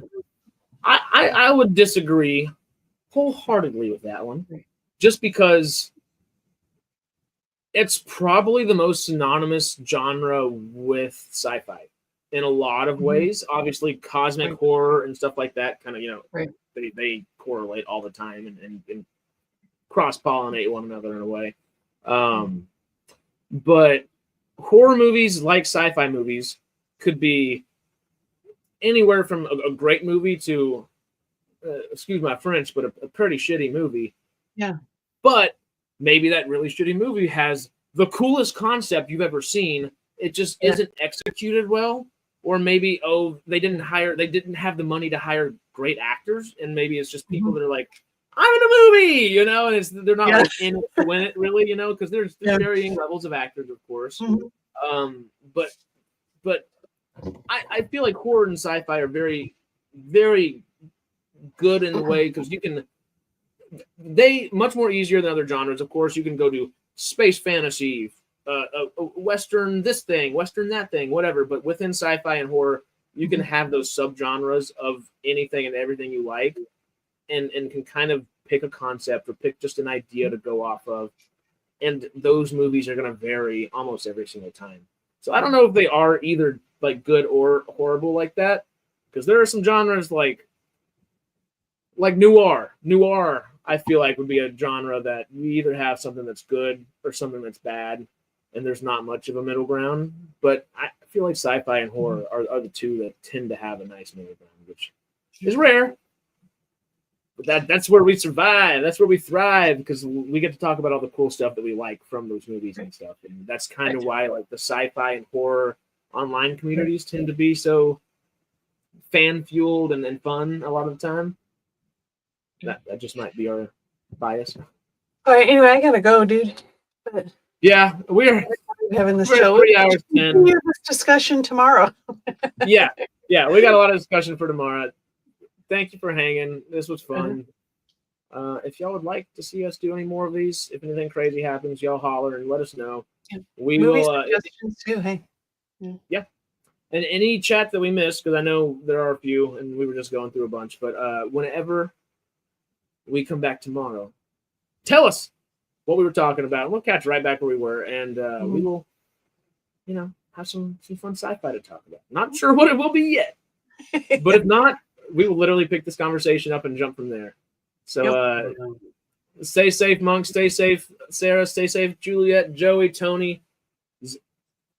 I don't know if we're familiar with you, but Duncan Egg is going to be awesome. Zvemer, however we say everybody's names. Thank y'all. Appreciate y'all. Love y'all. See y'all soon. And real soon, actually. We'll see you tomorrow. And on that note, we'll remove